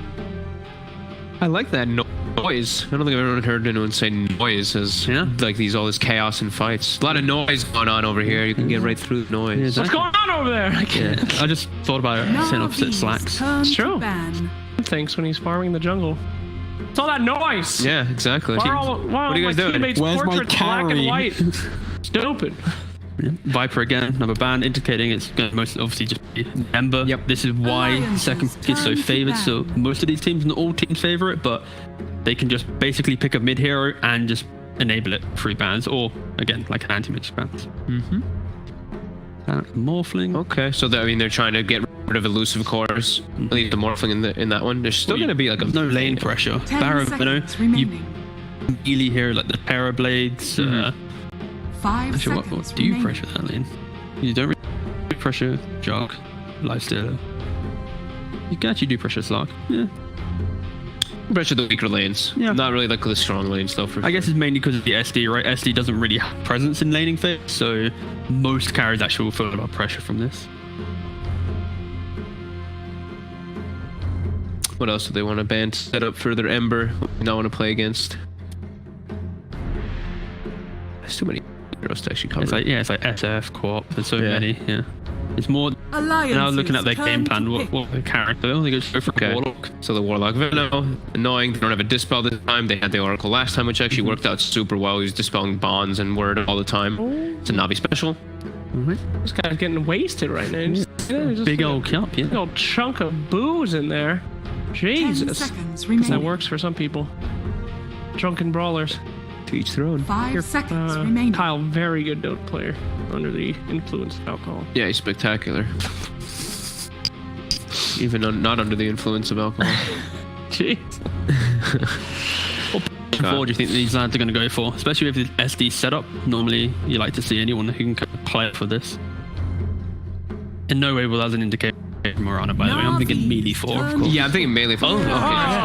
You jinxed it. Well, because I think it's because the Ember's there too, but into Spirit Breaker, like Spirit kind of likes that quite a bit there. He's like, okay, I'm laning versus Morana. It's always fine in that situation. So, but the setup fogged. The setup is there. I mean, it can thrive. I guess that's one thing to it. You post threats to mid. A lot of the time, if you do go for the things, I mean, we don't see it really happen anymore, but it was very popular at TI. That was literally the meta. It was like, okay, OD, Ember, Morana, boom, Kunkka, Morana every single time. So it still can work. It just people have strayed a little bit away from it. I mean, Charge is just very good versus this hero too. So it is very much a skirmishy lineup, in which I'm going to be looking at around 10 minutes. 7 to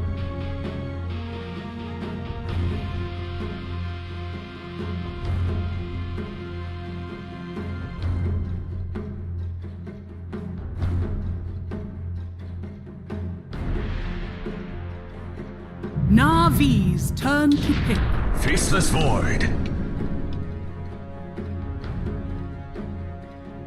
Play Dota, like he doesn't feel pressure from Barry, he doesn't feel pressure from Veno. He will, but 4 or 5 onwards when he has a couple of items, he's good to go. He just needs to play a little bit on the back foot. No, I definitely do like that. It's very mobile draft, and Veno is not really, like you said, he just does not really move from lane to lane very nice. Spirit Breaker can, but not when you're playing into Ember and Void. Yeah, and this is why we see teams like this, the Drow. This is why the Ember soft covered it already. I think they kind of knew this was coming. And like the reason why I think Spirit Breaker looked so good previously was because, for example, Viking, they picked it second phase after they'd already seen like at least 1 or 2 lanes the Barra could access. When you're picking it early, I think right now they have to be a difficult position where this Barra might be a little bit lost, going, okay, what's his purpose in the game? Like, where do I go? Yeah, I'm just a meat shield for Veno. Exactly, that's literally it right now. Arguably, you would be seeing this safe lane. If he ever TPs in or charges to his bot lane with the Drought and the Venge, it should net 3 kills every time.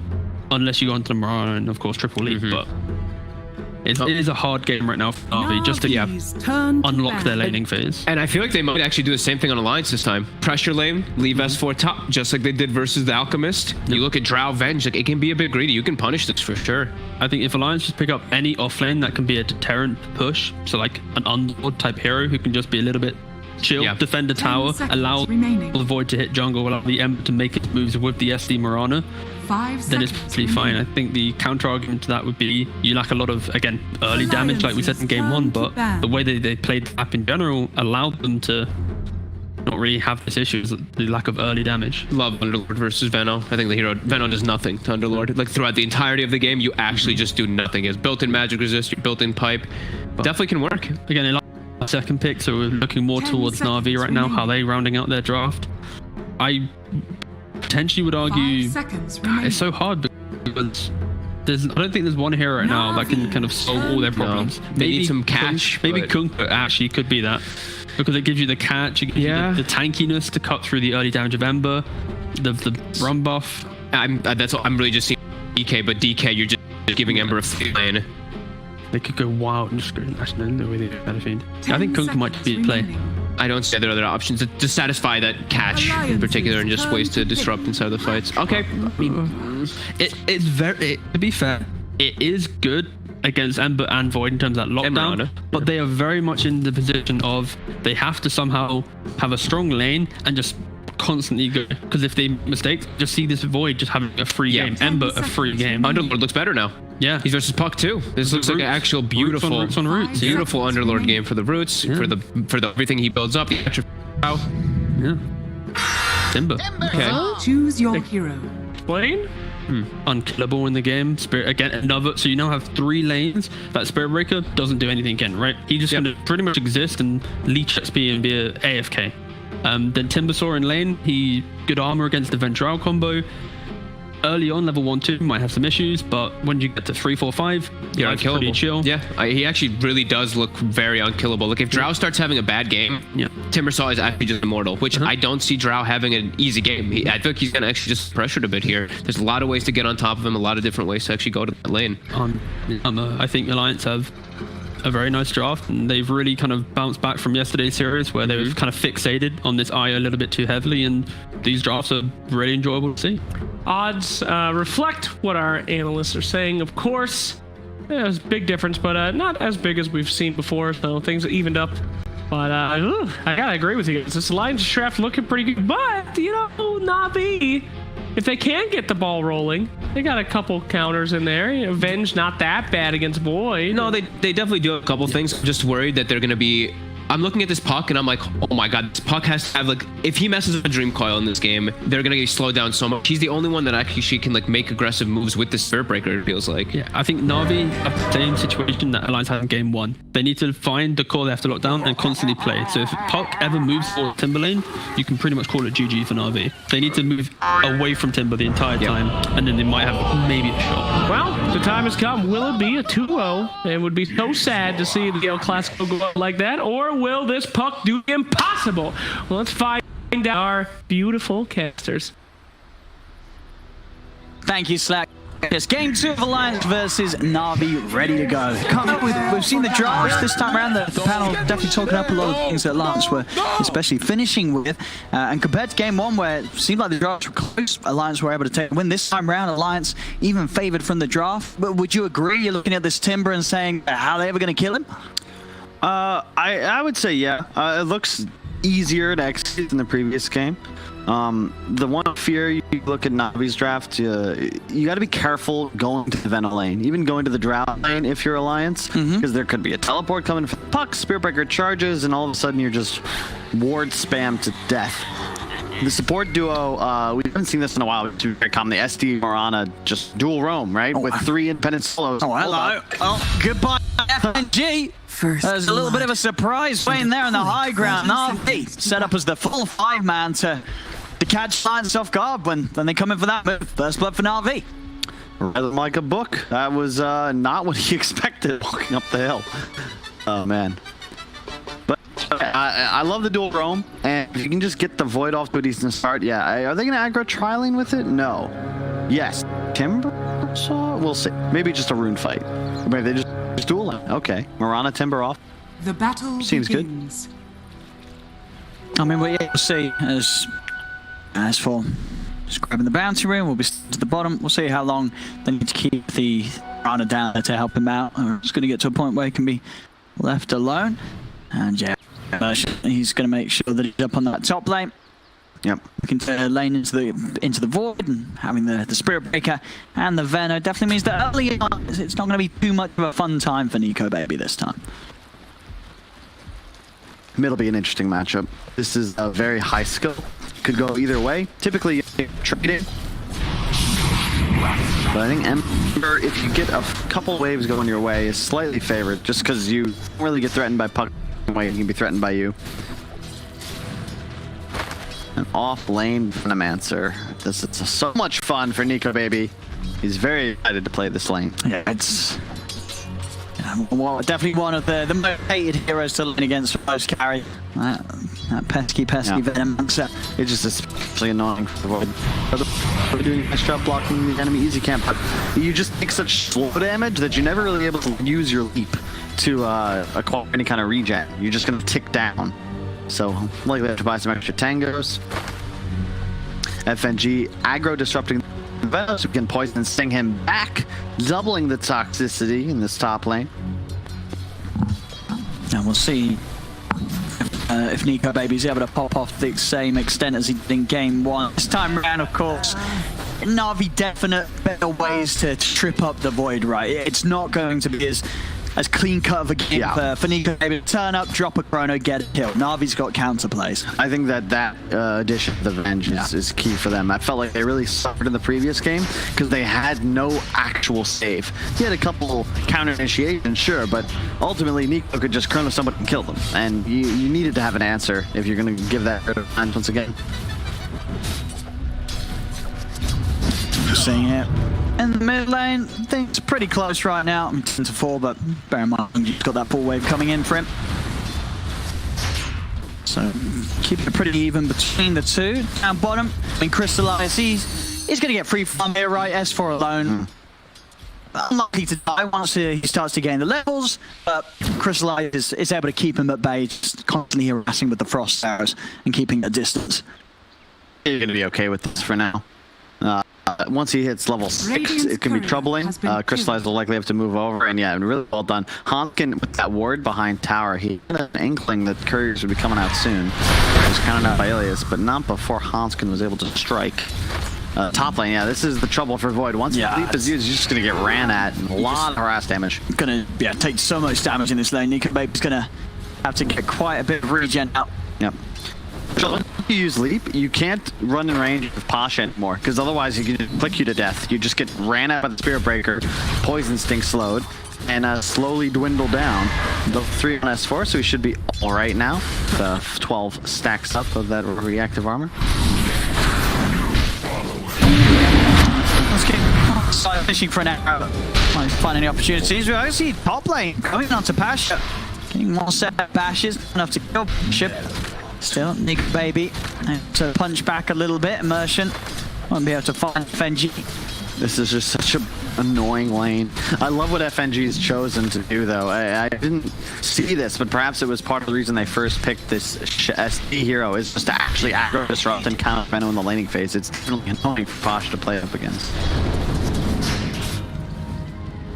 I think so far, though, all lanes are going pretty even right now.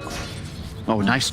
Duke, holy crap, that was very close to a kill on Young G there. Yeah, I had the water seeing him come across.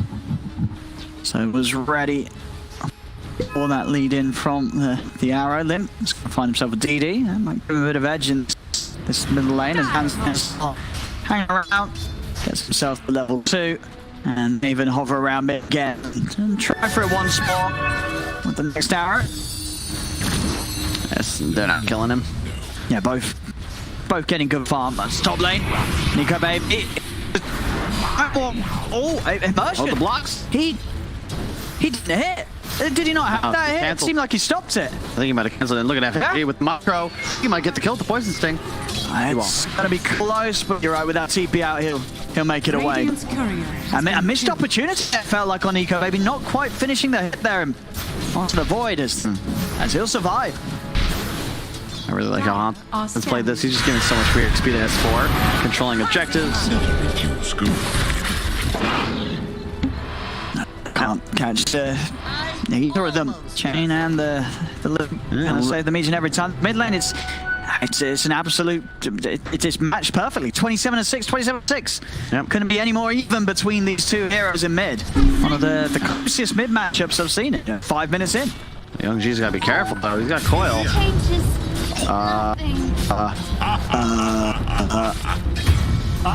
So yeah, it was even. It was.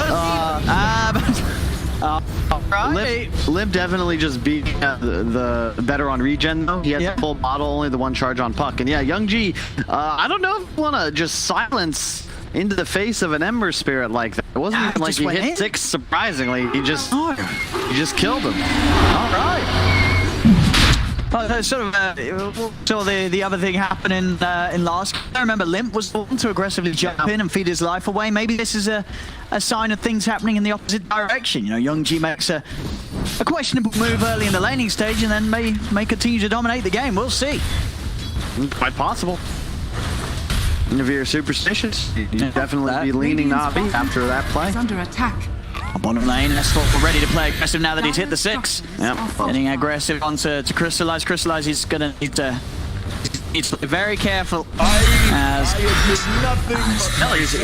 He's got to be careful.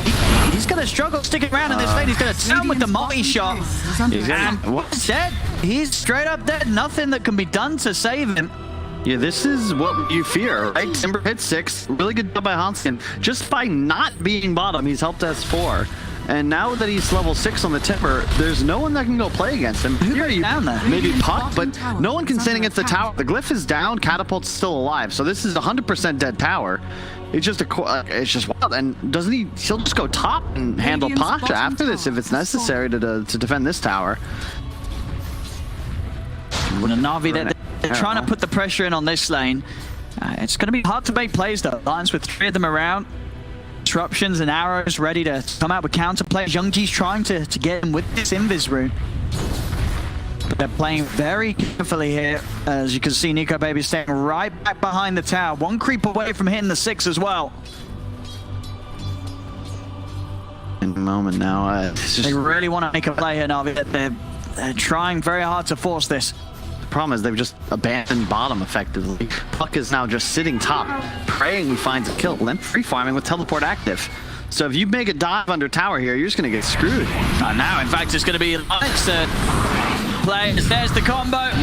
Disruption into the air will secure the kill onto Pasha. Merchant coming charging across, trying to stop them. And Pasha already down. Limp TPing over, in fact, as well to continue this fight. Elias and Young G also still in the neighborhood. That's Limp. He's charging in, chains up. Onto Immersion Arrow, does clip onto the Vengeful Spirit.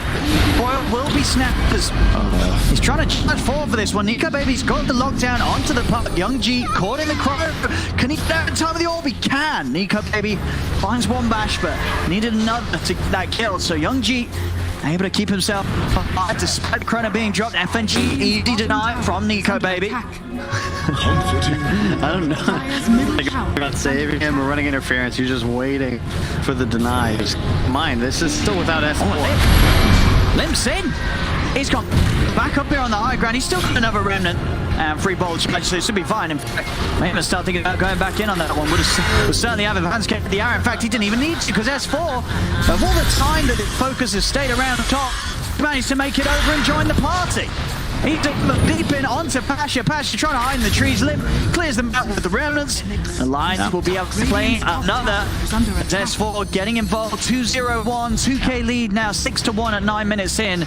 Alliance off to a pretty fiery start here in this game too. I love the move from S4. Pushes bottom, TP's mid to defend tower against Drow, who then no longer can stay in lane because there's an S4 here just running at him. And it just moves along top to Pincer and play with Limp, who went for this phase boots build, allows him to be really aggressive, and it also makes the slight hit just a little bit harder on these squishy heroes like Puck Veno.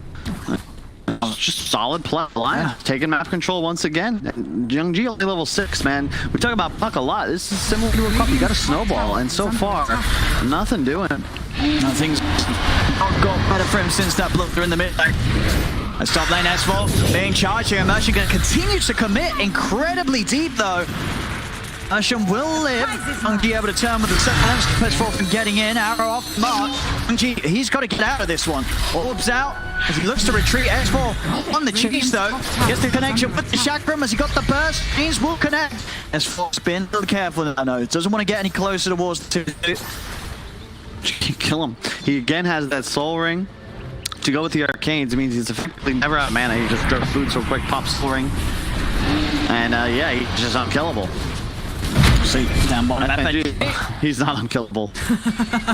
Well done here. Crystallized immersion, easily able to turn on him. The Lions continuing to hold control of the map. All 3 lanes being looked upon by him. Nico Baby's got the full Midas this way out in this game. It's gonna be done. They're gonna try and go on him. See if they can get him. Again, snap the coil so he can get the jump off, but is he gonna get a chance to? No. Too many silences. Top tower. Control. They will take him away. And always that painful death. The death as the Midas was done. It will slow down that first use of it. That's one that would definitely tilt me as captain. You just died to place this nice ward. You know there's heroes in the area, and Nico just getting a little greedy for that extra wave. And as you said, will not be able to find this, but it does reveal coil used. Just push mid now, Alliance. And S4, he's just going in. He's got nothing that he fears right now at this Timbersaw. He's very confident that Na'Vi don't have any means to up this hero at this early stage of the game. He's in on to Pasha, burst down by the magical of him. S4 just leading the way. This Timber pick is, you know, S4 showing us how strong it really is this game so far. Yeah, and I might focus on Nico as well, because he's going to have so much more space. Right, S4 will be the one getting aggressive, shoving waves. There's going to be less space on the map for this void, so except a slower game, you're always going to outcarry Drow Puck in the late game anyway. So just take it chill. And Alliance so far doing great. You know, these 2 cores just continuously making space. They've left Nico this area down bottom. He has the ward from FNG, as we previously mentioned. Midas finally used. FNG, though, probably won't die again. Yeah, won't be any difficulties here. 3 on the Shit Demon. Same time though, that move's made.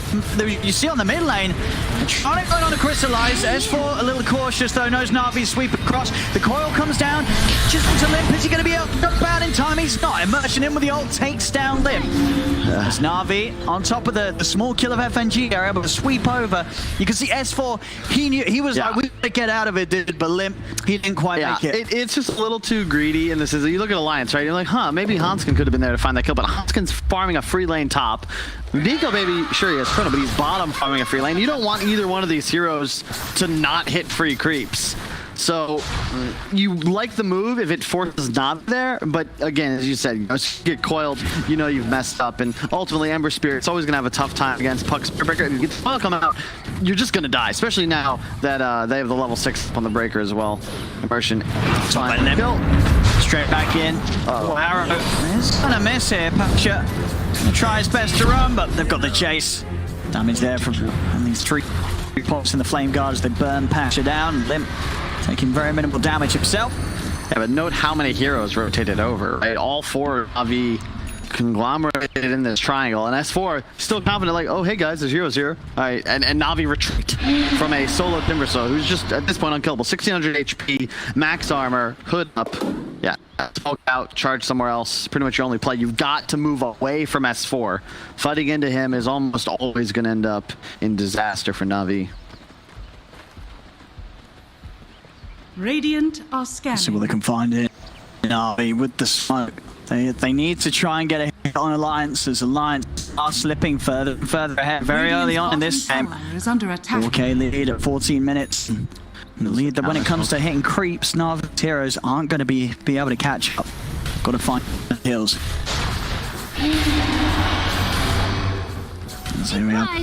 Go, baby. FNG in the high ground. There's the Chrono down. He's going to be able to catch the Spirit Breaker. Comes charging through. Chains out onto the both of them. Followed up by the arrow. A smooth move from Alliance yet again. It's so easy for them to play this game right now. They're just reading Na'Vi like a book. Play away from that smoke move, wait, smoke back across the map, an easy 2-minute chrono. But it's just so much easier for them because they're the ones that can show in lane. You've got Anskin just playing top problem. S4's, we watched him walk up hill in the 4 heroes, and the 4 heroes walked away from him. the benefit of the Timber Saw when you get ahead like... Hey, you've got a blink now on Young G, but who's doing damage is the problem. Ember, Flame Guard, plus the Leap Away, Void, Leap Away, and Timber Saw, 1 billion effective HP. It's just difficult for this Na'Vi to find kills, and they're geared for that. Engineered to just find one target and take them out with the Spirit Breaker charge to provide vision. Are they going to go for Limp? No, I don't even know. What do you do? They're just unsure. That's hard to make moves. Like they want to kill him. But looking at them, can they go for this? I mean, FNG sat behind him, ready for any sort of move that's made onto the Ember. FNG's just going to be in with the counterplay, with the save. Try. Here we go. There's FNG buying the time and the safety. Limp to come out. Is it enough safety? No, the magic missile at the goal. It's not going to kill Limp. He's fine. Now S4 comes sweeping him from the side, pushing them back. He jumps over the orb, but they're chasing it in. Silence will stop S4 from him. He's in with the remnants. Young-G goes down. I mean, the maps just perfectly set by Alliance. They're just a step ahead of Na'Vi each and every time now. This does not feel like the same team that played against EG yesterday. Oh, and they're just on point, constantly ahead of Na'Vi. It just makes so much sense that like S4 showing mid. He's not the target. They're not going to go top. You see the creep wave almost near the tier 2. So it's only that's the target. He makes himself this way because FN's like, yeah, we're just bait. Surprised that they weren't able to a little bit better. They're opening with coil instead of like a silence charge with the blink taker. Dire's top tower is under attack. Is like he's gonna have a hurricane pike soon, I suppose, but just don't know how relevant it's gonna be. There's just no damage output for the side of Na'Vi. There's so much weight on the ground.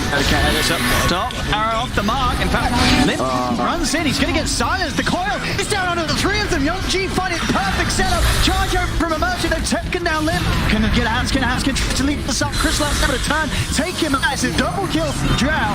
FNG tries to hide in the trees, but Na'Vi, they've got the numbers. The 5 of them are here. Perfect. As Na'Vi, they punch back in style there. Young G getting the 3-man coil. Limp getting just a little too aggressive. The silences are out, and he's still not quite ready to keep himself safe against them.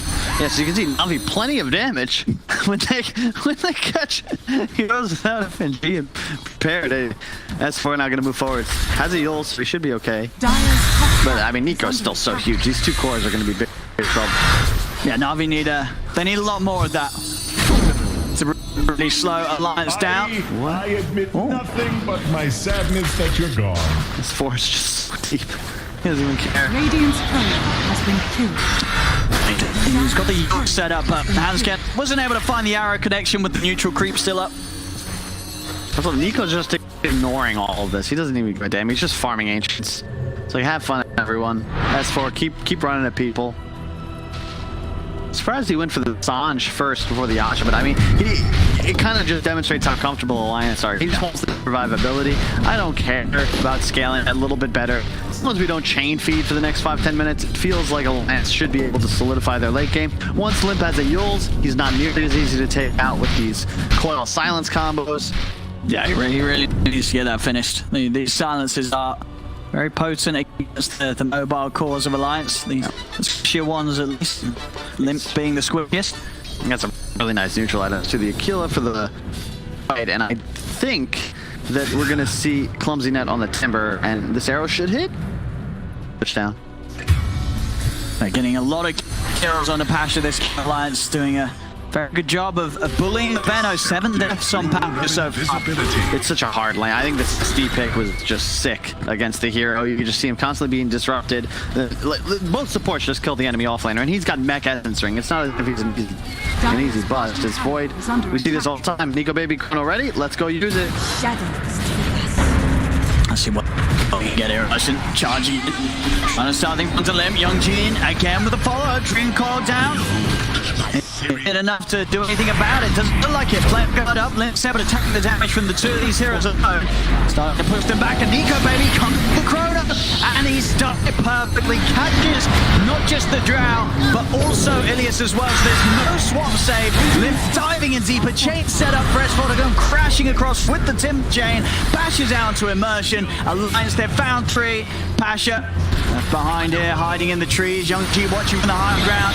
S4 just plays straight into the face of him. The Yule Scepter stopping him from being able to jump over to the orb. S4 just having full control of this game. He's playing near flawlessly. Sick Yules to hit the combo. Puck was not able to orb away. Limp had some really nice chains. He did it while zipping through to grab both supports underneath the tier 2 tower of Na'Vi.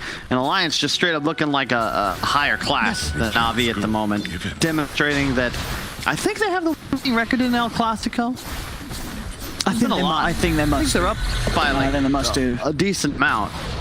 Been a stronger team, more consistent team, that is, for longer.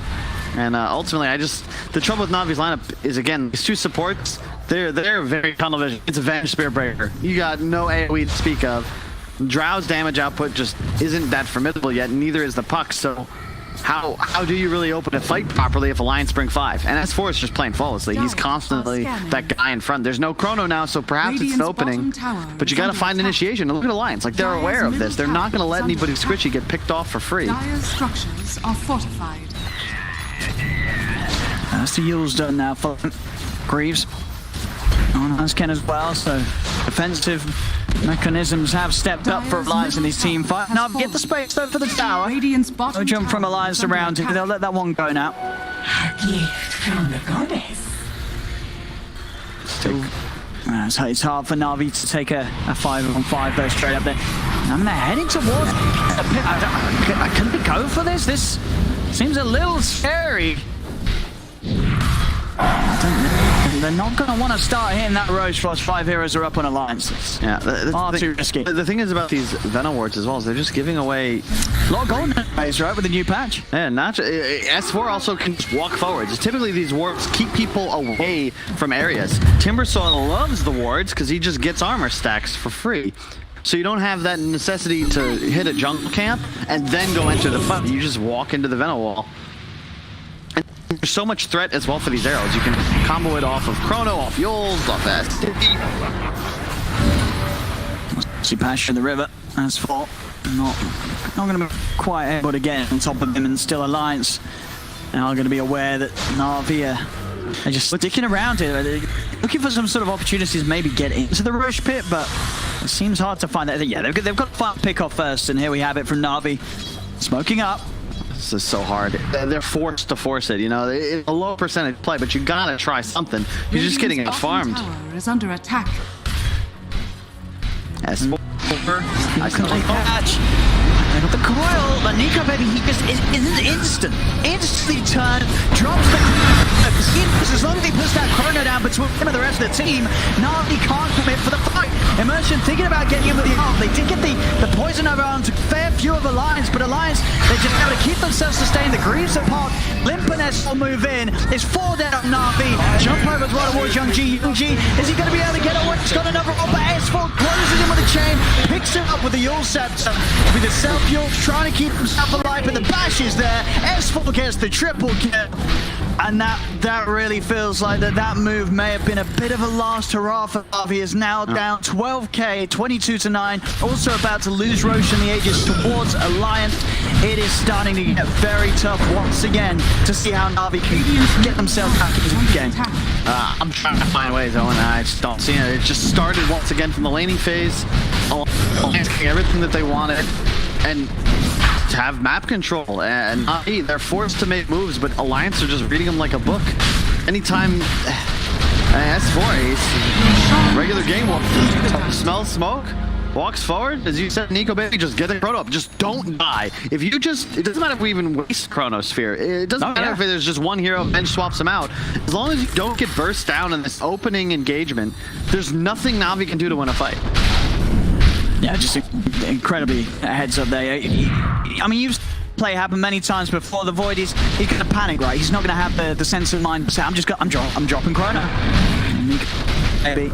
And I love the adaptation from both of them. You know, just the casual Midas, because you know the game is going to be a little slower, and then the Timbersaw going for a Bloodstone. In this case, just makes total sense.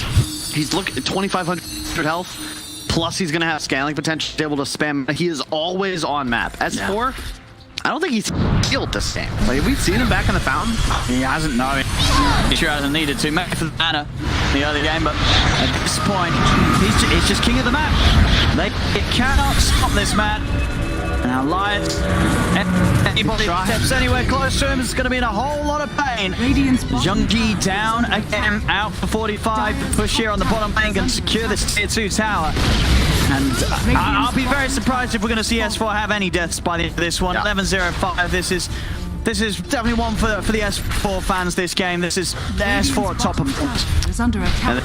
And anywhere close on the sudden Navi either, so he's just not a real target.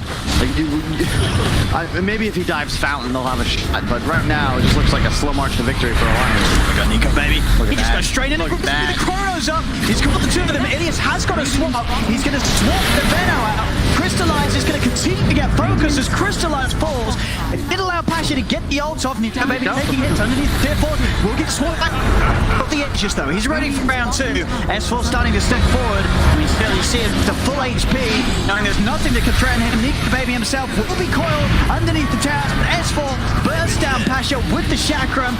And Bloodstone heal also keeping him alive. Nico Baby was able to jump past the side. Emergence charging in onto Limp, but Limp jumps out with the Remnant. S4 turns, claims another kill for himself. They're fully focusing down the pit, but they're trying to take S4 down. He's been silenced, but he's got so much armor building up. The defensive destruction offered up from Benji. Nico Baby jumps back in over towards Pasha. S4 gets the Chakram connected in onto the Venomancer, goes across with the G. The hands kept, he's getting focused, will fall. Young G with a self-heal trying to get away. S4 tries to turn, but another silence comes out onto Timber. They're focusing on S4, can kill him. Self-heals to remove the silence. He's got chain, back up, slides to the side, also throwing out a Chakram. They do fire, stun them. They're still struggling to kill him. Another silence is out. They're fully focusing with the can they do it? They can. They finally bring down the Timber. Navi are able to do what seemed to be impossible for this game so far, but they do manage to do it, and this is 3 euros down. They do defend the base. Did cost them 3 buybacks, yes, but they do defend.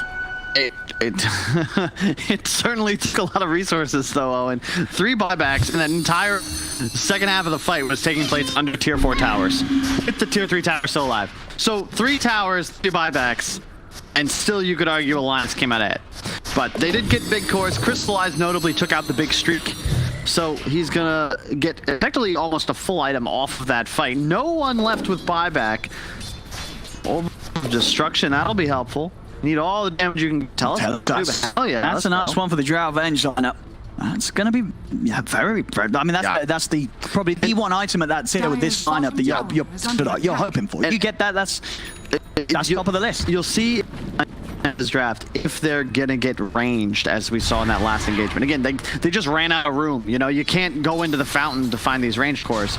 But ultimately, if Navi are allowed to just sort of assemble, you know, a nice concave formation, somebody goes a little too deep, they get distracted by a Spirit Breaker, and the Drow, Venge, and Puck just pump the damage in. Veno gets ult on 3 or 4. That might be enough to swing things around. Yeah, we'll see, because it's gonna be the test, right? Yeah. Navi, they did that whole.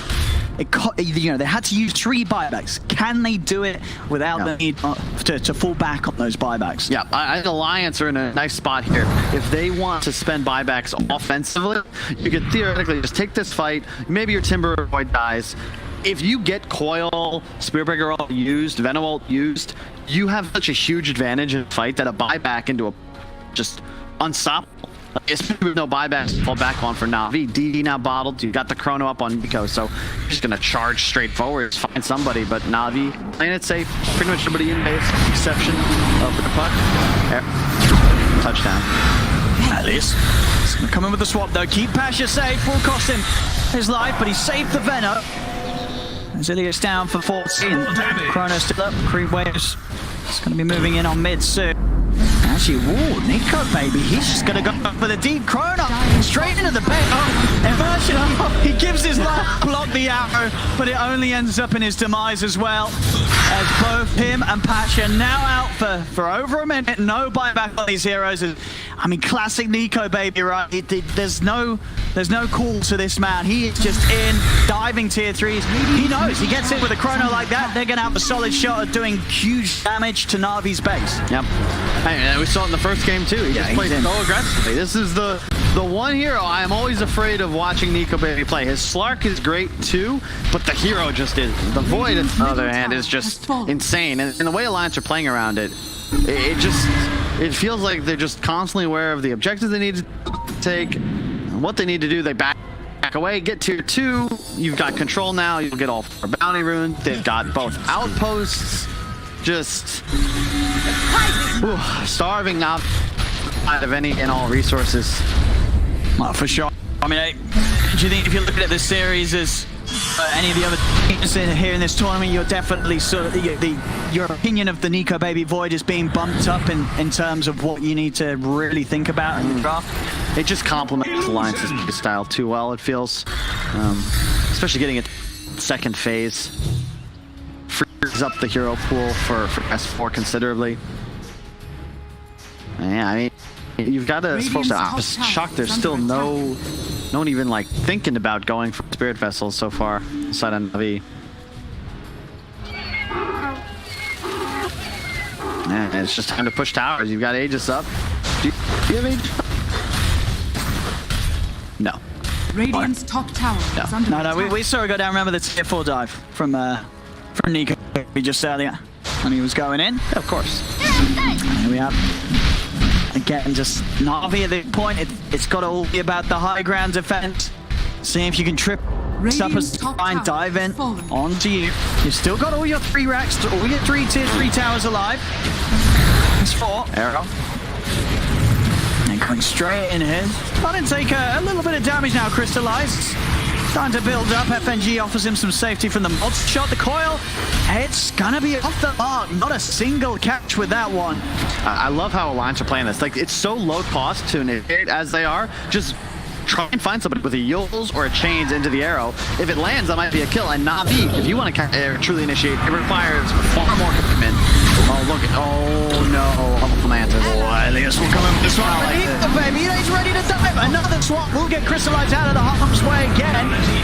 Jump it over. FNG with the disruption setup. Limp is on top of him. The Slider Fist will bring Crystallized down. There's no buyback available on the trout. Alliance just beating Na'Vi back to the fountain. Double kill for S4.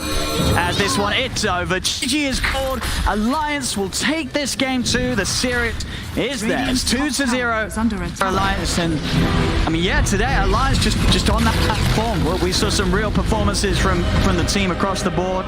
Both games, the Nico Baby Void. That second game as well, you've definitely got to look towards S4 and his team. Saw an incredibly solid way to end the draft. And S4, well, he did die the once, but other than that, perfect performance.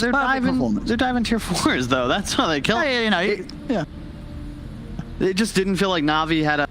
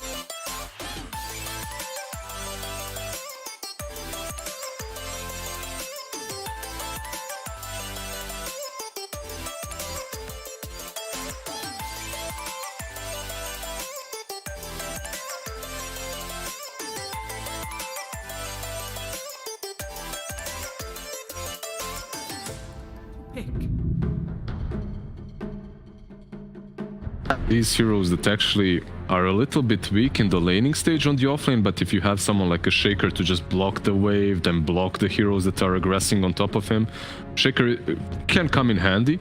Plus later on, obviously, if he finds Blink. The problem that Shaker always had is the fact that he's extremely greedy. You need some space for this guy.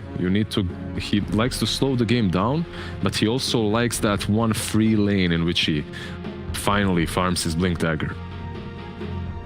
Yeah, I think at most, sometimes I'll be able to justify the Shaker by, if there isn't a one position pick, then I'll be like, oh, maybe a Morphling might come along later. But instead they choose to pair it with the Lifestealer, which I'm still not 100% sure.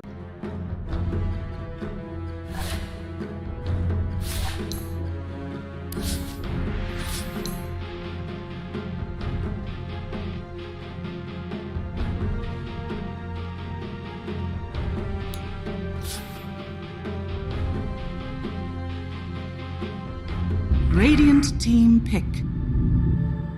Okay, Lifestealer is because FlyToMoon is the best Lifestealer team in the tournament, period.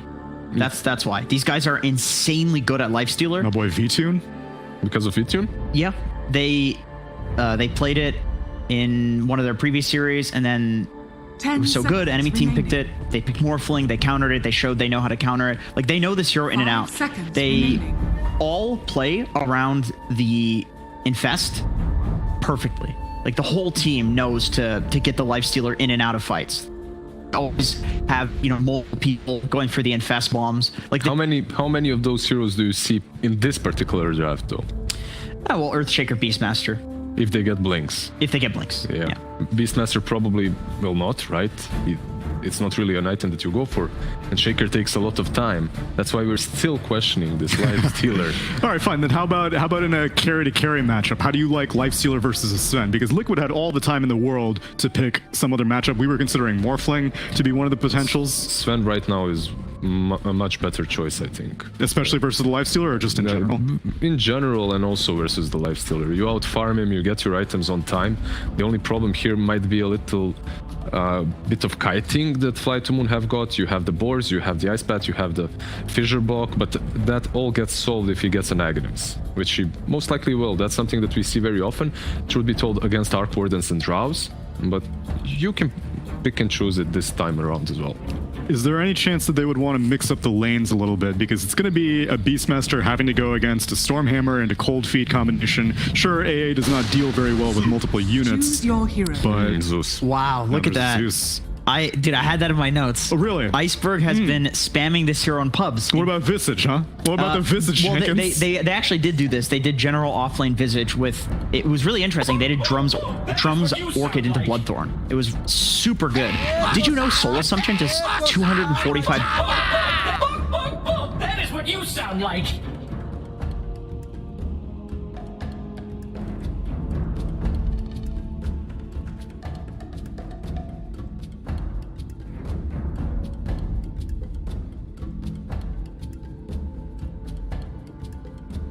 Favoring Liquid, despite them still hunting for their own win right now. But Lizard, do you think that it's okay to pick a mid laner who not necessarily wins the mid lane versus a Storm Spirit, but is more just geared towards the game in general?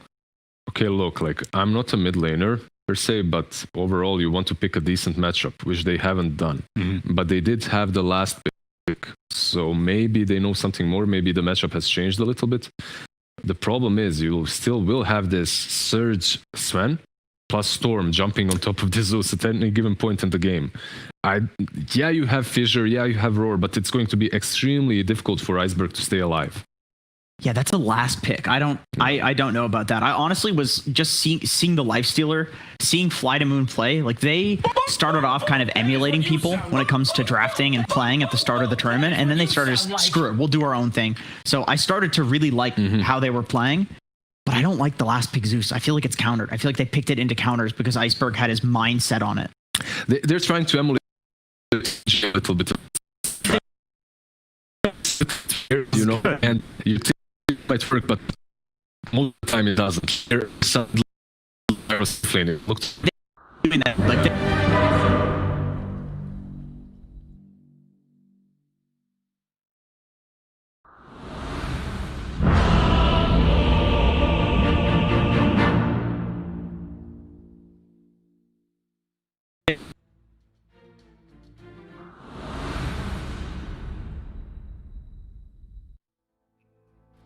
one of these teams anymore. No matter how screwed playoffs, they're going to have to go through the play-in stage, where the 4th and 5th team of each group matches up against each other to determine who's going to end up in the lower bracket of playoffs. Lacoste, what are you thinking? I mean, Liquid has not been looking hot lately. Now, I know you've been talking to Blitz, you know, so I want to hear what you think. Like, what's going on with the team? Give me some inside info. I would say that for whatever reason, Liquid just doesn't seem to be themselves. And you could see that in their play. Like, every single tournament that they are prepared and they go into and they are really looking to win, they do pretty well, right? They've gotten plenty of like top 4s at pretty big groups. The only times they've really bombed out is events that they've gone into and said, we're not really trying that hard for this one. We aren't really going, we're not going to boot camp beforehand. But I know Omega League, they did boot camp. And so this could be the issue, you know, maybe too much Dota got into their head. Just keep it simple, don't boot camp, don't prepare. Yeah, I think there are just potential factors that could come into play, and you kind of never know what's going to be happening with the team. But either way, it doesn't really matter, right? Because Liquid has to show up now. They're 0-3. They started off like somewhat okay, right? They took a game off of Secret, ended up going 1-2. Took a game off of Alliance, ended up going 1-2. But now you're 0-3 in total. You haven't won a series yet, and you have to get some wins in if you hope to be able to make it into playoffs. Otherwise, you're heading to the Divine Division playoffs. Yeah, looking at the draft, it looks like this could be at least the game that they're gonna win, because I'm really also not liking the Zeus pick. You're playing into Tiny, Storm Spirit, who's like your biggest counter. You have a Darkseer and Sven, so there's going to be a lot of those heroes who just want to get on top of you and kill you. And there's no save. Like, yeah, you have a Beastmaster Roar, you have a Fisher, but you don't have that guy that's going to bail you out if you're in real trouble. Excuse me, when I said Alliance earlier, I meant Viking GG, is who they also went 1-2 against. But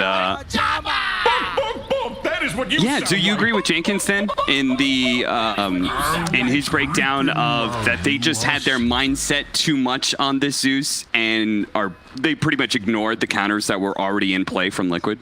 Possibly. I know Iceberg is a pretty stubborn guy, you know, likes to play certain matchups even though they're not favoring him. Like, he's a hero specialist. His Tiny, his Shadow Fiend, Lina, Zeus, these are the heroes that he plays the most. And I mean, I'm pretty sure they saw that Storm Spirit. It's not like he's gonna have some ability that's gonna stun Storm Spirit or have a save, but I want to see how they can play around it. And Zeus got nerfed once again in the previous patch. Yeah, he did.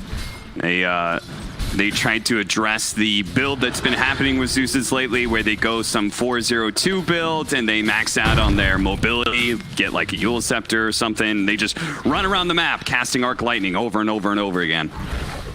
So for now, Team Liquid is just running a tri-lane on the top lane. They still didn't get the kill. Boxy trying to pull the creep wave next to the tower. Always Wanna Fly will keep harassing. And that's the first item. Boots of speed on the Darkseer, something we don't usually see, so he kind of adjusted his item build to be able to run away from Jakiro, take the creep wave without taking too much damage. Radiant's bottom what tower is under attack. What a difference this is. Just, I guess they're addressing the fact that, okay, we can't pressure Lifestealer, and we can't cut the creep wave like you used to. It's a little bit too hard to cut it just right next to the tier 1 tower, because Jakiro just gets free harassment on you while still being underneath the tower aura. So instead, they just kind of like try and give him solo experience initially. Now they're going to move Taiga down, but as you said, they never got that kill. They never got that first blood they were looking for with the tri-lane. This is something that I see teams trying to do, you know, just get a first blood, get some advantage, and then TP to the bottom lane. Also, I don't think they can pressure Lifestealer at all. He's just going to be, you know, that unkillable guy, has a rage to pop off, and Jakiro is not an easy target to go for. He's starting strength is extremely good. Look at him, level 2, 800 HP. He has the most HP in the game right now. Yeah, it's pretty absurd. Jakiro, that's why Jakiro is one of those beastly laning supports, one of the best that you can ask for. Roger here trying to interrupt these, can't pull. He's going to be taking a lot of damage, and it looks like they are not going to try and chase after him. Seems like everyone wants to have boots of speed in this game. Yeah. Earthshaker, even Sven has first item boots of speed, you know, wants to be able to kite, set up things. He's also playing against the boar in the laning stage, so wants to have something extra, and they have a lot of kill potential. Just a cold feet into stun should be enough to actually get a kill. Yeah, it seems like they all have different reasons for it, but all those reasons do kind of make sense. I never thought about a Sven picking up boots so he could, I'm presuming he wants to be able to kill the level 1 boar whenever it comes up, so he kind of needs that extra movement speed. It's an interesting idea. Even though Darkseer got nerfed in the previous patch, he still feels like a great hero. What he does, all right. Nice block in here. Mickey in some trouble. Fortunately was not completely body blocked by General and will survive, but he doesn't have much regen to work with. Fortunately, that's what Insania is there for. Now that I'm looking at Sven, like at one point, Sven is just gonna struggle. They have so much kiting potential. You have Boar, you have Beastmaster Roar that goes through Magic Immunity. We did not miss this first blood. What happened there? Because it didn't look like anybody on the side of FlyToMoon was low. And he died pretty close to the tower, so that just seems a little odd. Look at this. Boxy making the move over to try and secure the power rune. It is going to be top, though. Sadly for Koifa, as he tries to run up there, but Iceberg, he's the one gets the refill on the bottle. Sometimes we even see both supports rotating, one on the top, one on the bottom rune, just to secure it if your mid laner is really relying on that mana regeneration from the bottle, which both of these mid laners are right now. I guess we'll watch this as he walked into tower range. Well, you know, sometimes you do stupid stuff early on so they don't happen later. Okay. You get rid of the stupid moments? Is that what you're saying? Yeah. I didn't know you could do that. That's a strategy I gotta try out my pubs now. Okay, now we're approaching the 5-minute mark, so Boxy, he can start going for the pulling, but you can see VTune. He's reading exactly what the Darkseer wants to be able to do and trying to play against it as much as possible. Roger trying to get a block in on Insania here. And Insania, we might be bailed out by Mickey. In fact, he will. The Stormhammer was enough of a stun. He was able to get away from that boar. But just everywhere we look, it's just kind of good things for FlyToMoon as the Iceberg ultimate goes off, and it does finish off Insania. Everywhere we look, we're not seeing kills. So far, we missed two, but, you know, I mean, that was the Zeus ultimate, It's hard. Yeah. So Zeus got level 6 before the Storm Spirit got that kill on a support. Is going to be almost level 7 right now. Stacking Null Talismans on Zeus is extremely efficient. Getting that mana regen and the spell amp is insanely good. Yeah, I could definitely see a world where FlyToMoon, with this kind of momentum they're getting off in the laning phase, it's not a massive lead, but it's a lead nonetheless, and it's going to be a really big lead if Iceberg can actually finish off he just got here. 6. But he just barely got 6. The creep died, and he was able to get on out of there. And Earthshaker refilled the bottle for Zeus. Sadly, they did not get Invis Rune on top, so now Zeus needs to be more careful about the rotation coming out from that Tiny. Insania are very dead. He got a kill on the courier. Not sure if you're going to say that's really worth it. Taiga's going to come over. They actually may fight this. The Storm Spirit thought about maybe rotating, and he was like, no, we're not going to do that. Now they're going to go for it as the supports separate away from Iceberg. They get the combo on him. So in the end, they do trade a support for a core there. Boxy thought about going for it. He did some nice body blocks, but...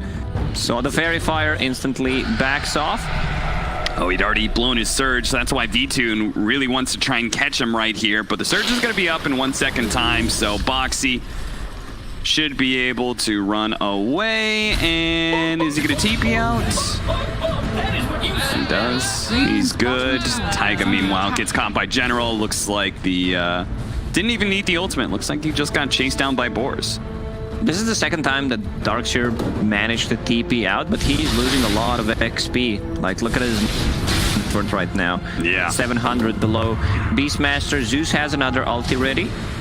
That's a lot of stats. This is a good item. I mean, you would want to have something like a Keen Optic plus Jelly on your Zeus. Storm Spirit making a move. Definitely could have got that kill. Looks like he's going to with the help of Taiga. Koifa still has half his mana pool, so not in any danger, that's for sure. It's going to be hard for this Earthshaker to get farm in the mid lane if a Storm Spirit's going to be there all the time. So they may have to open up another lane if they want to get that fast Blink Dagger. Zeus maxing out his Q just to be able to spam out the lanes, push them out, and not feel threatened by rotation. But they'll still have very good heroes against the Zeus, don't get me wrong. Okay, Taiga's making some pretty good rotations here. If they can bring down General, which they should, the toss up in the air, pops the Fairy Fire, and pops the wand. Neither is enough to keep him alive, though. That's a full Mask of Madness, and he is extremely farmed right now. And I know Team Liquid really loves to stack the jungle. I just want to see how many stacks they have right now. Always on a fly, getting found deep in the enemy jungle. I'm not sure if he was hoping to get a ward down, but he was spotted by that ward on the high ground. You could see him already pinging it out. So Iceberg may at some point in time try and deward that for the boys. Bottom tower is under attack. Oh yeah, look at that stat. What was that, 8 stacks? None on the side of FlyToMoon. Yeah, Team Liquid, they really love to stack some camps, and they have good heroes to clear it. Either Storm Spirit, Tiny, I mean everyone pretty much except AA has a good way of clearing the stacks. The way they've been buffing the gold that you get as a support for stacking is, I feel like there's a lot of incentive to do so nowadays. And, I'm a bit surprised whenever I see a team not really do it at all. Insania being given the solo experience here in the top lane, but it's not going to last for long as Roger does a cute little cut through the trees and the Fissure block. Well, the Fissure may miss, they certainly have the kill nice and easy. It's one of those, you know, when you're playing Enigma, the threat of a black hole is actually stronger than the black hole itself. It goes with the Fissure here. Beware my Fissure. Okay, the last second of few seconds of God Strength here from Mickey as he shows up to lane. They're gonna try and trade off towers here, but V-Tune is so hard to pressure and get out of this lane that it's looking like FlyToMoon is just gonna be able to get a free tower top with little to no punishment. Maybe a kill on Always Wanna Fly. The Fissure looking to be able to stall him out. The Avalanche though catches Always Wanna Fly, and he will get popped. Back over to the double damage rune. Taiga's going to try and protect that, so the Storm Spirit has the refill, body blocking, and Koifa does manage to grab it. Refill up, the double damage gets him the kill on Roger as well. Nice teamwork there from Taiga, helping Koifa out. Storm Spirit and Tiny can make a move at any point of the game, and I like the build on Koifa, just getting that Orchid, not going for power threads, one Null Talisman Magic Wand, so that means that he wants to pressure the Lifestealer. One of the reasons why Lifestealer already has Manta queued up.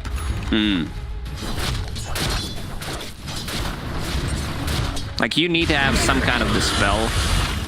Yeah. This is gonna be like 13-minute Orchid, and there's no real save besides like using a Fissure or a Beastmaster Roar. So you don't think the status resistance of S and Y would be enough? You think you have to have that dispel against this item? I'm not a big fan of Mantis style, but maybe if you just get... I mean, he had that armlet, getting something like a Heaven's Halberd could tank you enough and get some status resistance to be able to actually survive. And it's one of the best items still, even after the nerfs, great against Sven. Yeah. Everyone from Liquid's going to show up here after the kill on Taiga. They want to make sure they still keep their tower alive. The Fissure block is there. No Ice Path to really follow it up. The Siege Wagon is still live, and it is doing some good damage onto this tower, especially with the Beastmaster Aura and V-Tune putting in a little bit of work as well. They're going to force out the rage. Taiga's going to come in. Iceberg, he drifts a little bit too far and immediately gets caught by Koifa. Taiga comes in and gets the kill on Always Wanna Fly as well. He's looking for another one, but the Surge ran out eventually here. 2 kills in exchange for their tower going down. Now let's see how this counter aggression works for Liquid as they try and do the same, or maybe not. Again, V-Tune is just too much of a threat, Lacoste. Quick in and out by Koifa, which I really like. He set things up with only 1 point in Vortex, enough for AA to land the ulti, and I don't think Zeus should have been there. Like, he was actually hitting the tower. Yeah. You have a Beastmaster, you have a Lifestealer, but Lifestealer already used the Rage, try to dodge the Stormhammer, which he did, but you know, it's gonna be on cooldown, and this is where Team Liquid wants to take a play. I just want to see how much gold does Tiny have right now. I want to see his Blink Dagger timing. Okay, so it's still gonna be like around 15-minute Blink Dagger, which is insanely good. They can play globally with the Storm Spirit and AA. That'll be big pickup, and they can start hunting down Iceberg like they're doing now. Koipa gets the assist from Insania. Just that extra bit of damage that you so often need as a Storm Spirit when you go for one of these kills. You sound like... That's one of the reasons why no one on the panel, and we talked about it, did not like the Zeus pickup, because you're playing into Storm Spirit. He's still toe-to-toe in terms of net worth, but there's a huge difference, like when it comes to a mid-game. Taiga. Also, Taiga can achieve so much. Okay, hype it up. Yeah, there's so many heroes around here. Hype gone. I still did not see Beastmaster using a roar. So we saw him use it at mid on Taiga, and that's it. I think that's it. Yeah. Also, Helm of the Dominator build. I would love him to pick up something else than a Tomato Bear. Okay, he just got this. So they have something, a root mechanic against the Storm Spirit, against the Surge, which is pretty great to set things up. Yeah, yeah. Like, they're very limited in terms of how they can deal with Storm Spirit. These teams splitting the sides of the map. Liquid just playing in the Radiant jungle, and vice versa for FlyToMoon. Both the carries are pretty much neck and neck, as are the mids when it comes to net worth. The biggest difference right now is the Blink Dagger progression for Taiga compared to our Earthshaker. And I think that's kind of expected, though. Tiny is just naturally going to be able to have a lot more opportunities, easier kills, better farming mechanisms. There goes that second Primal Roar, and it's not going to get the kill onto Boxy, even though that ensnare was nicely used. There's the reveal of the Orchid from Koipa. With the double damage rune, Taiga immediately going to TP out of this top lane.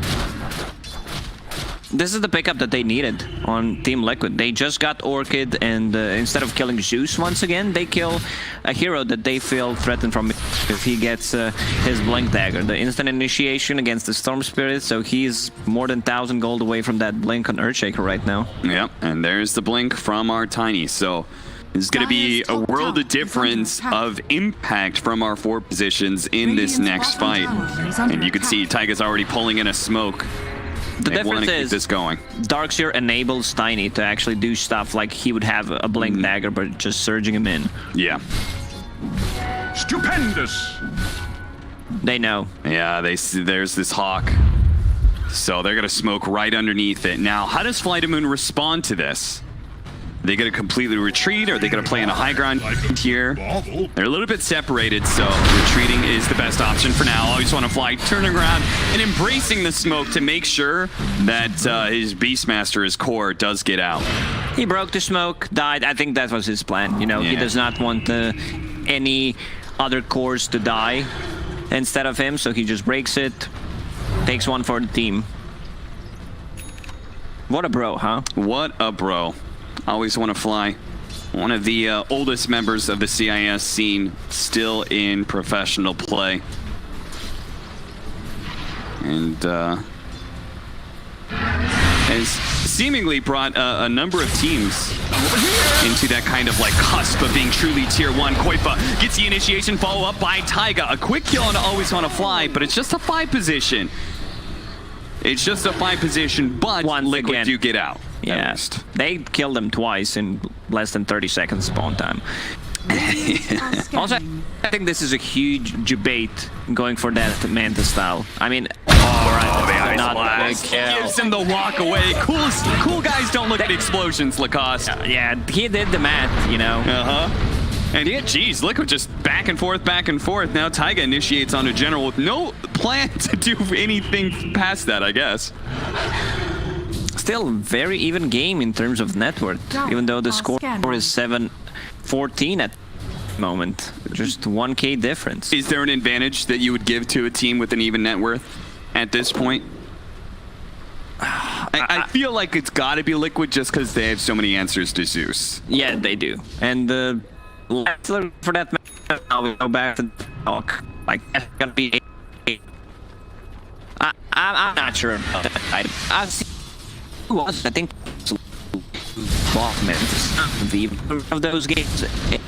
Biggest mistakes you can look at, in my opinion. I did it all the times. Never again, and whenever I see it, the flame is. You could be a your lifesteal.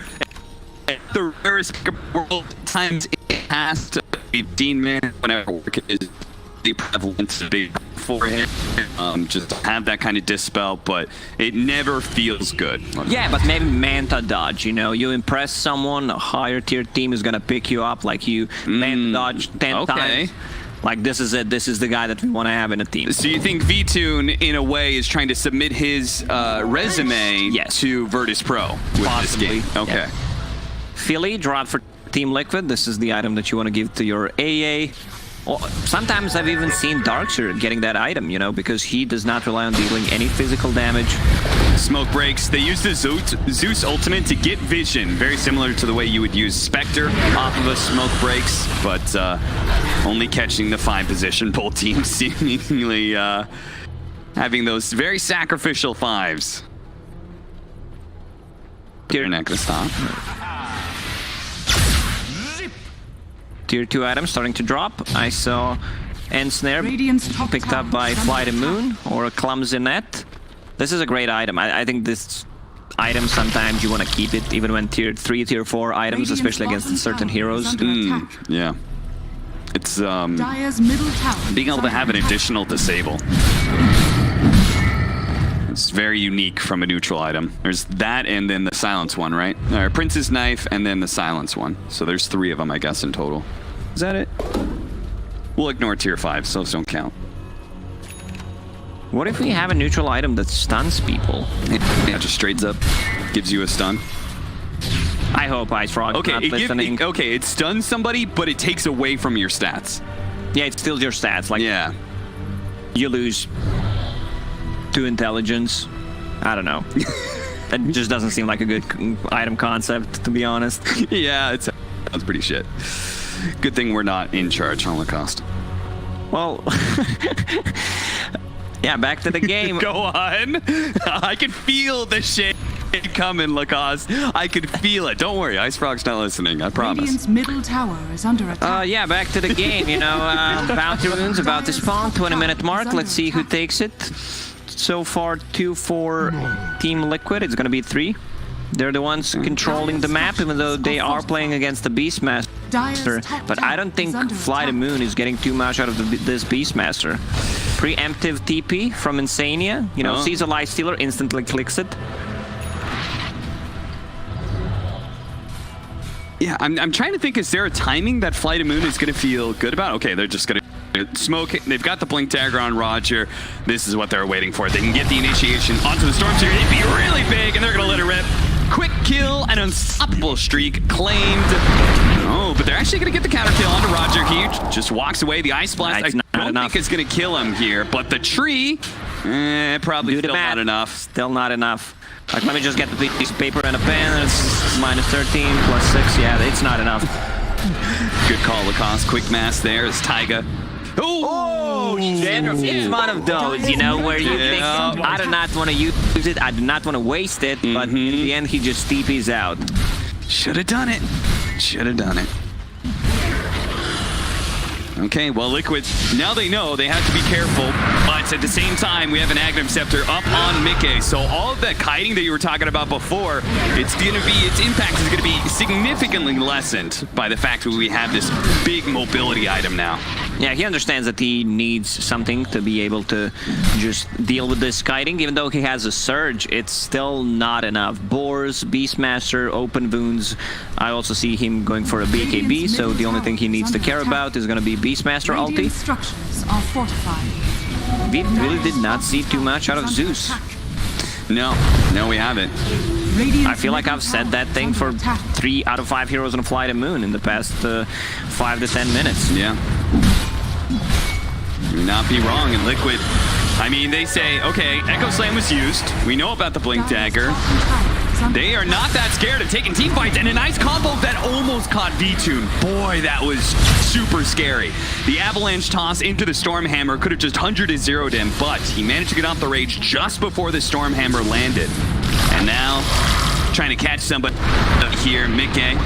Okay, toss combo there, pull him into the tier 2, so VTune takes a little bit of extra damage. Dire's bottom tower has fallen. And just like that, not really looking in the greatest shape here. General, meanwhile, that Beastmaster that we've been talking about, just haven't seen a ton from him. He does have a lot of items, at least. Helmet Dominator, Blink Dagger, and Medallion, soon to be Solar Crest. No Necrobook.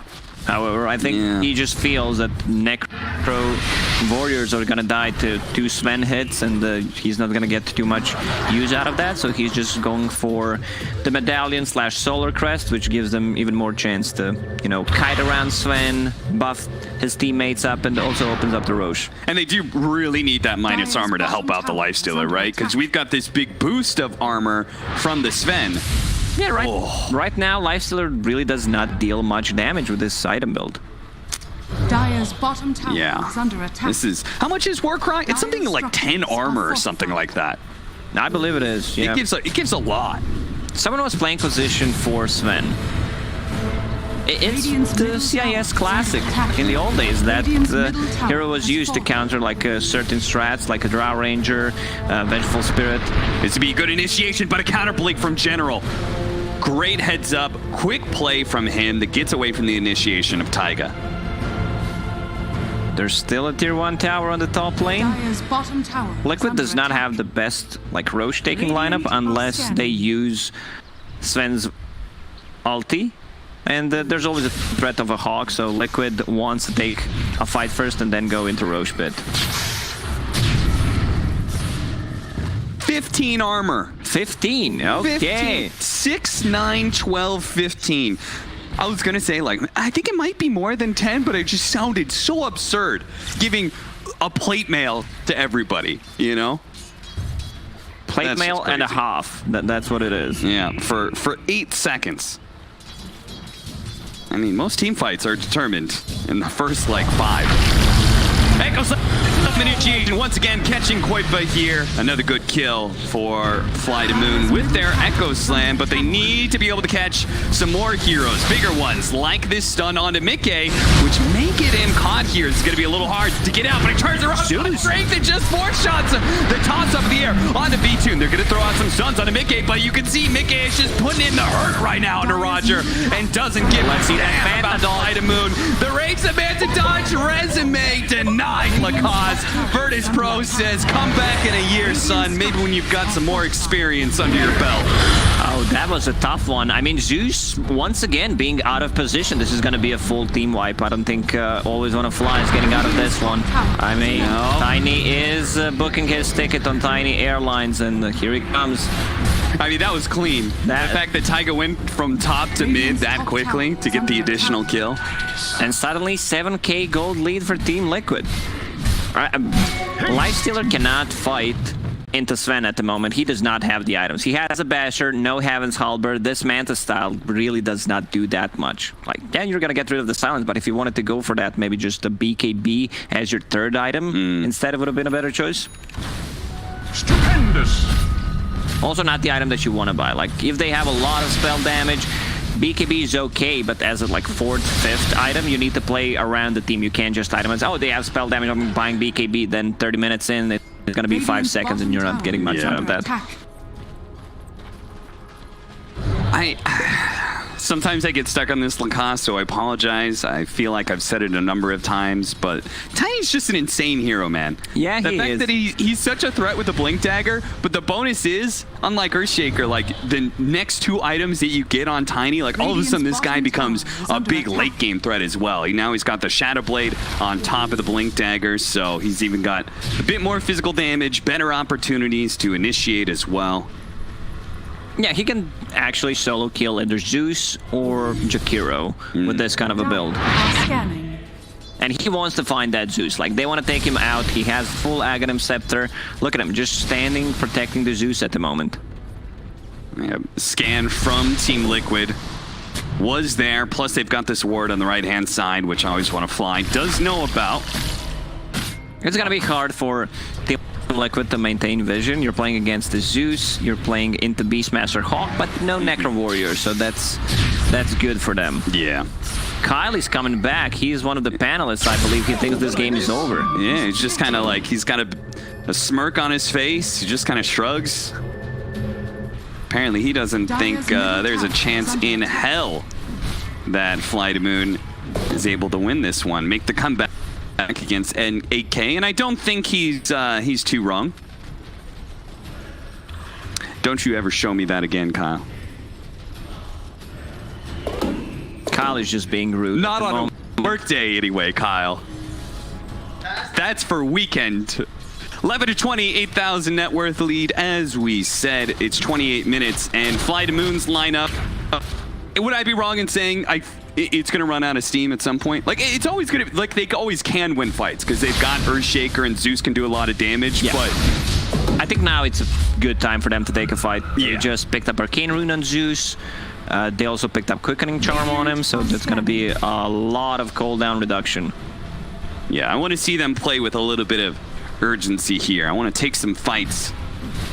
Sven still does not have a BKB, so if they get a good initiation on him, they can really burst him from 100 to 0 easily. Yeah. And they do have the Echo Slam up. That's a nice pickup for the Zeus. Okay. Dire's structures This smoke from Liquid, though. You could see Liquid feels really good. They have no vision. They don't have vision, but they will go blindly into this high ground area. As soon as it pops, Taiga jumps forward, does blame Roger, but he misses. Roger actually blinks in return, but Roger's stuck in the corner, and he's going to be caught by Mickey. They stop the initiation from FlyToMoon, but Mickey is in all by himself. He's roared up underneath the macro fire. He's taking so much damage. He gets off the Stormhammer, but there's the Aeon Disc from Iceberg protecting him. And what a folly from Liquid. Why would you just force it like that, Lacoste? They had no vision. They were climbing uphill. Look at this. And snare from the high ground. I think what they wanted to do is just scout things out with the Shadow Blade on Tiny, but it ran out, so they... And also, good positioning from FlyToMoon. Now they're going to take the Aegis. They have to buy back on the Earthshaker, so he still has ulti. Trying to catch the Earthshaker here and see if he can burst him down. And he does manage to do so with enough mana to get out. Won't stop FlyToMoon in their current objective, though, in taking Roche. I don't think Koiko wants to go in. He just got a really big kill, which means that Earthshaker's gone for the 60 seconds. So they're going to give that Aegis to a life stealer. Bounty rune spawning. Seems like it's just going to be 2-for-2 trade. It just felt like to me, like Liquid, I felt like the game was going well for them, you know? No need to, like, press your luck. And they got 2 really big items before that fight on FlyToMoon, especially that, I mean, 1 item from the neutrals, blessing from the Gaben, and also a rune, Arcane Rune and Zeus. Like, this is the rune that can change the things of the game. Same goes for some double damage inside the Roche pit. Shout out to Roger, though, for that really fast blink. Even though he didn't end up in a very good spot, it did force Mickey to use Stormhammer on him, which then delayed the rest of the follow-up. It allowed FlyToMoon to really get set up for the team fights, so... Problem with the Sven right now is that he dispels everything. He's gonna dispel that Aeon Disc, he's gonna dispel a Glimmer Cape. It's very hard for them to itemize. The only thing you can do is just to blink dodge it. Like, you cannot go Scepter, you cannot build Yule Scepter. Yeah, we saw a lot of Blink Daggers picked up yesterday, specifically to try and counter the Sven Aghanim Scepter. That's what Evil Genius's game plan was, and it seemed to work really well. Dire's top tower is under attack. Dire's top tower has fallen. So an 8,000 net worth lead now down to 5 with FlyToMoon holding an advantage in the Aegis. We'll see if it actually wins them this next fight, though. How do they want to assert their map control? What towers are they going to be hitting? Even though Liquid is 5k gold ahead, I feel FlyToMoon is in control of the game right now. Not just because they're holding Aegis. Even though if they did not have it, I would still go for FlyToMoon at the moment. Yeah. Like, they're the one controlling the vision. You saw the issue when Liquid tried to make a move in the previous fight. They had not a single observer ward across the river. Oh, that is tower a massive issue. They can't get that initiation out. Oh, is he going a second Eon disc? Am I missing something? Huh. They don't stack. Yeah. There's no way they stack. I mean, they don't. They share the cooldown. Well, maybe I'm proven wrong. That would be so weird. How do you deal with the dispel from Stormhammer? You get a second Aeon disc. What if you just buy a second Eon disc, put it in the backpack, and then swap it in after? Yeah, it's triggered. And you can do it instantly if you like disassemble the components and just unlock them during a fight. Yeah, that is such an obscure mechanic that your guess is as good as mine. Is they're going to be able to get the Nimbus plus Roar initiation that picks up Boxy, and Roger follows it up to be able to get the stun onto Mickey. Now the Orca goes out to prevent any follow-up stuns, but Mickey is still taking a lot of damage. Taiga tosses Mickey back into the base to try and bail him out here, and bail him out it does. Gets him out, allows them to be able to reset. FlyToMoon will also reset because they've seen the buyback from Boxy, so no need to try and pressure too much here. Earthshaker needs to get a defensive item. It's very hard for him to, just blink in and rely that he's gonna live. He gets the good Echo Slam, he knows he's gonna die afterwards. Yeah. Oh, FlyToMoon making good use of this Aegis. They're gonna take all of the tier 2 towers. Dire's bottom tower has fallen. Working towards MKB off of the after the Abyssal Blade that he picked up, so there's some real threats to this Storm Spirit.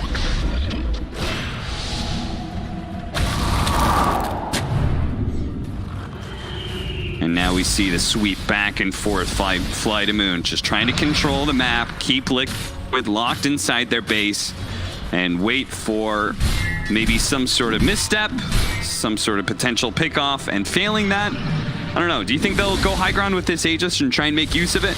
They don't have enough time. They have 40 seconds left. Team Liquid might try to make a smoke play, cut into back lines. Like, he is doing the work right now, but I don't think they want to fully commit. Yeah, it's not a real commit. He's literally just kind of poking, but smoke up. They've only got so much time left. At this point in time, Liquid, they should just be playing completely away from FlyToMoon and potentially getting ready to smoke themselves. But, spotted Koifa with the Nimbus. Sadly, though, it was not mid-TP. They get the vision from the Thunder God's Wrath, though. He should have done that the other way, right? Yeah, you scout him out with the ulti and then cancel it with the Nimbus. Yeah, you gotta... You know, he has an extra key to click. A fitting too much. There's one too many. Liquid. Yep. Aegis is down now. They're close to the BKB on Storm Spirit.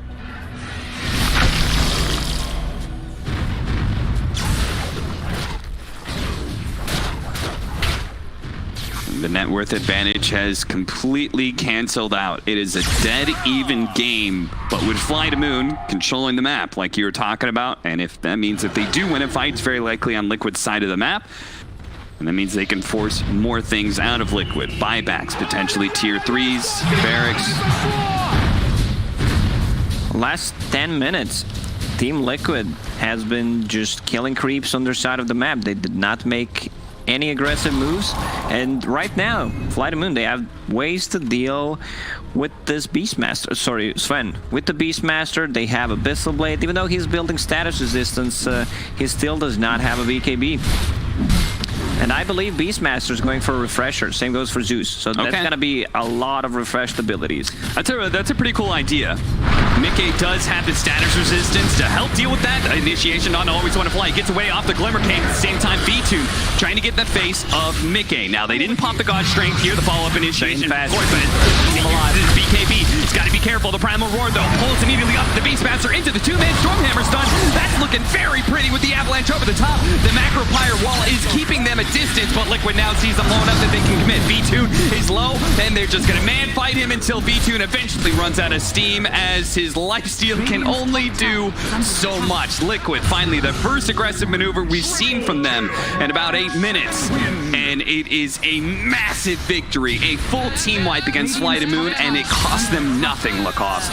They got a better initiation. It feels like in this game it comes down to that that. Who's gonna get the first jump to delete one hero? Jakiro did not got much out of that fight. And if you look at the green stuff on the top, Earthshaker did not use his ulti, neither Beastmaster, so you know things are not going well for them. And Storm Spirit, he picked up a regen room, so he's full. If someone shows, like this is the trickiest part, you're playing against the Storm Spirit, full mana, full HP, they might use the scan. If you just try to use a spell, you're gonna die. I'd love to see what happened to the Earthshaker there, because I remember the initiation insert on Jakiro, and then the pull was on the Beastmaster, and they got the 2-man stun from the Stormhammer on Lifestealer Beastmaster, so what happened to Roger? I did not see, I have to say. It was a pretty chaotic fight, and I'm also not the one who's controlling the camera. If I was at home, Cap, you could ask me any question, I would give you an answer. What happened to every single hero. Wow, Lacoste, you're so good. So good at making excuses. Hey, that's the most important characteristic. Oh, Spell Press. For an analyst, anyway. Yeah, that's a great item for like 3 members of their team. I still feel like for now, Sven.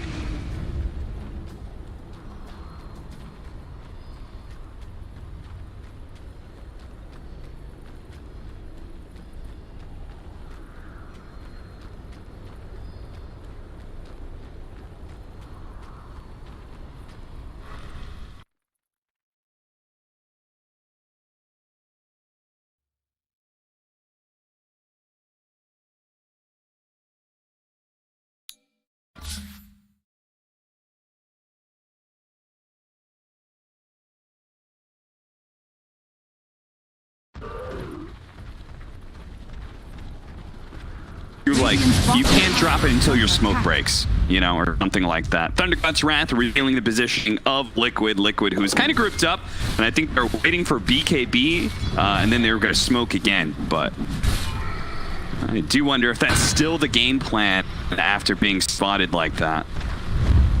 Certainly looks like it, yeah. They're going to go for it.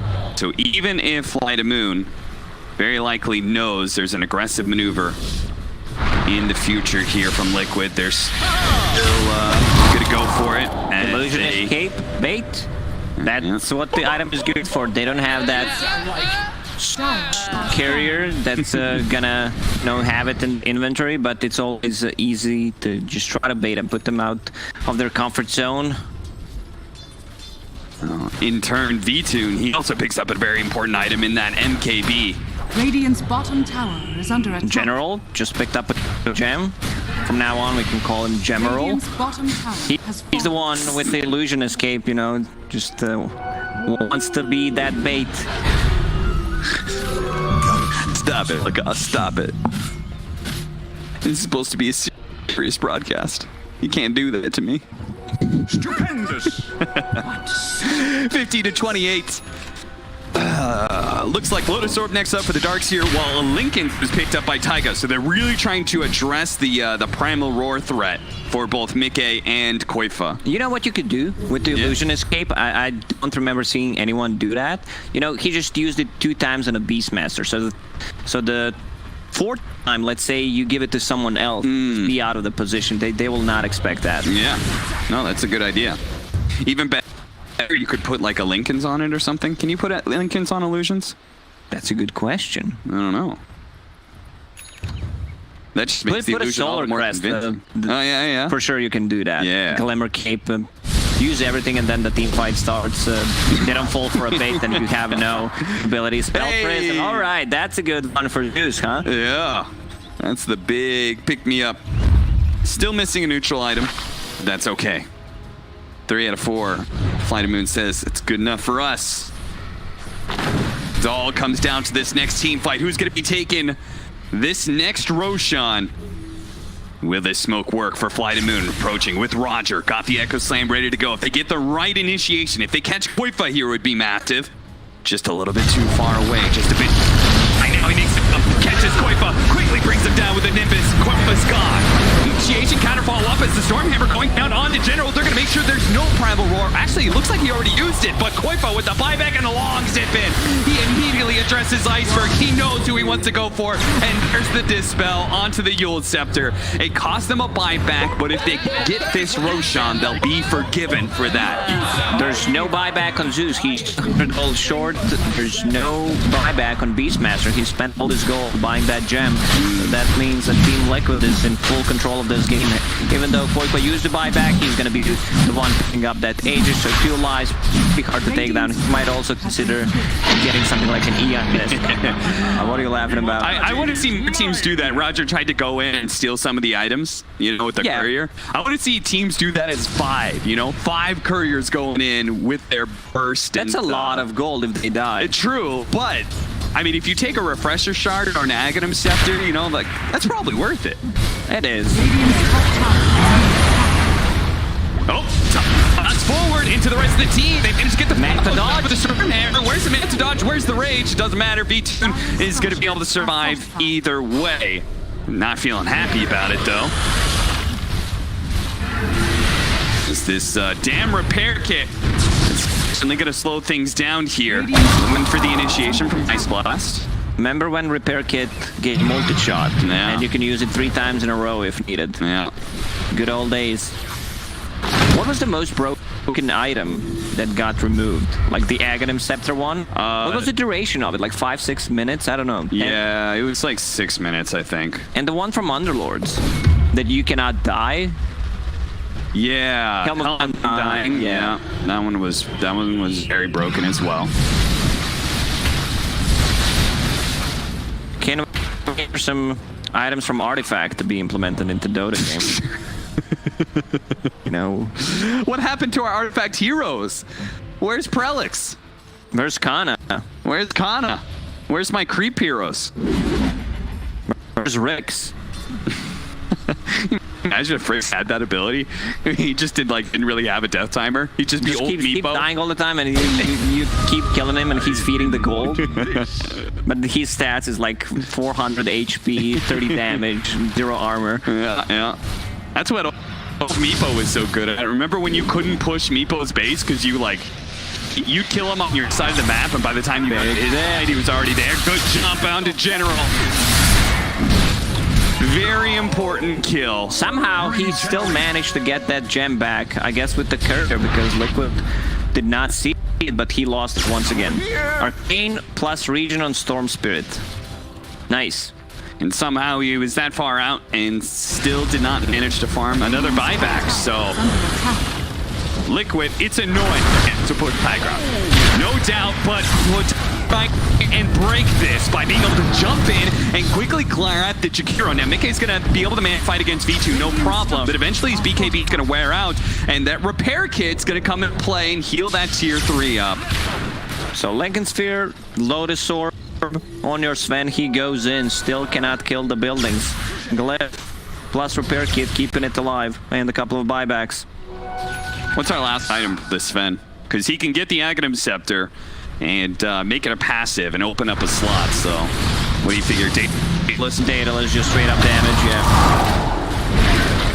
So to fly V2 actually going in, trying to go onto the Sven, a decent amount of damage from all of that magic. And Mickey, without his BKB, you could see he could definitely die in these fights. He's going to be fed the cheese here. Quickly gobbles it up. But it looks like maybe Liquid is going to try a fast play. I'm not sure if that's the best idea because Koifa is still lacking in mana right now.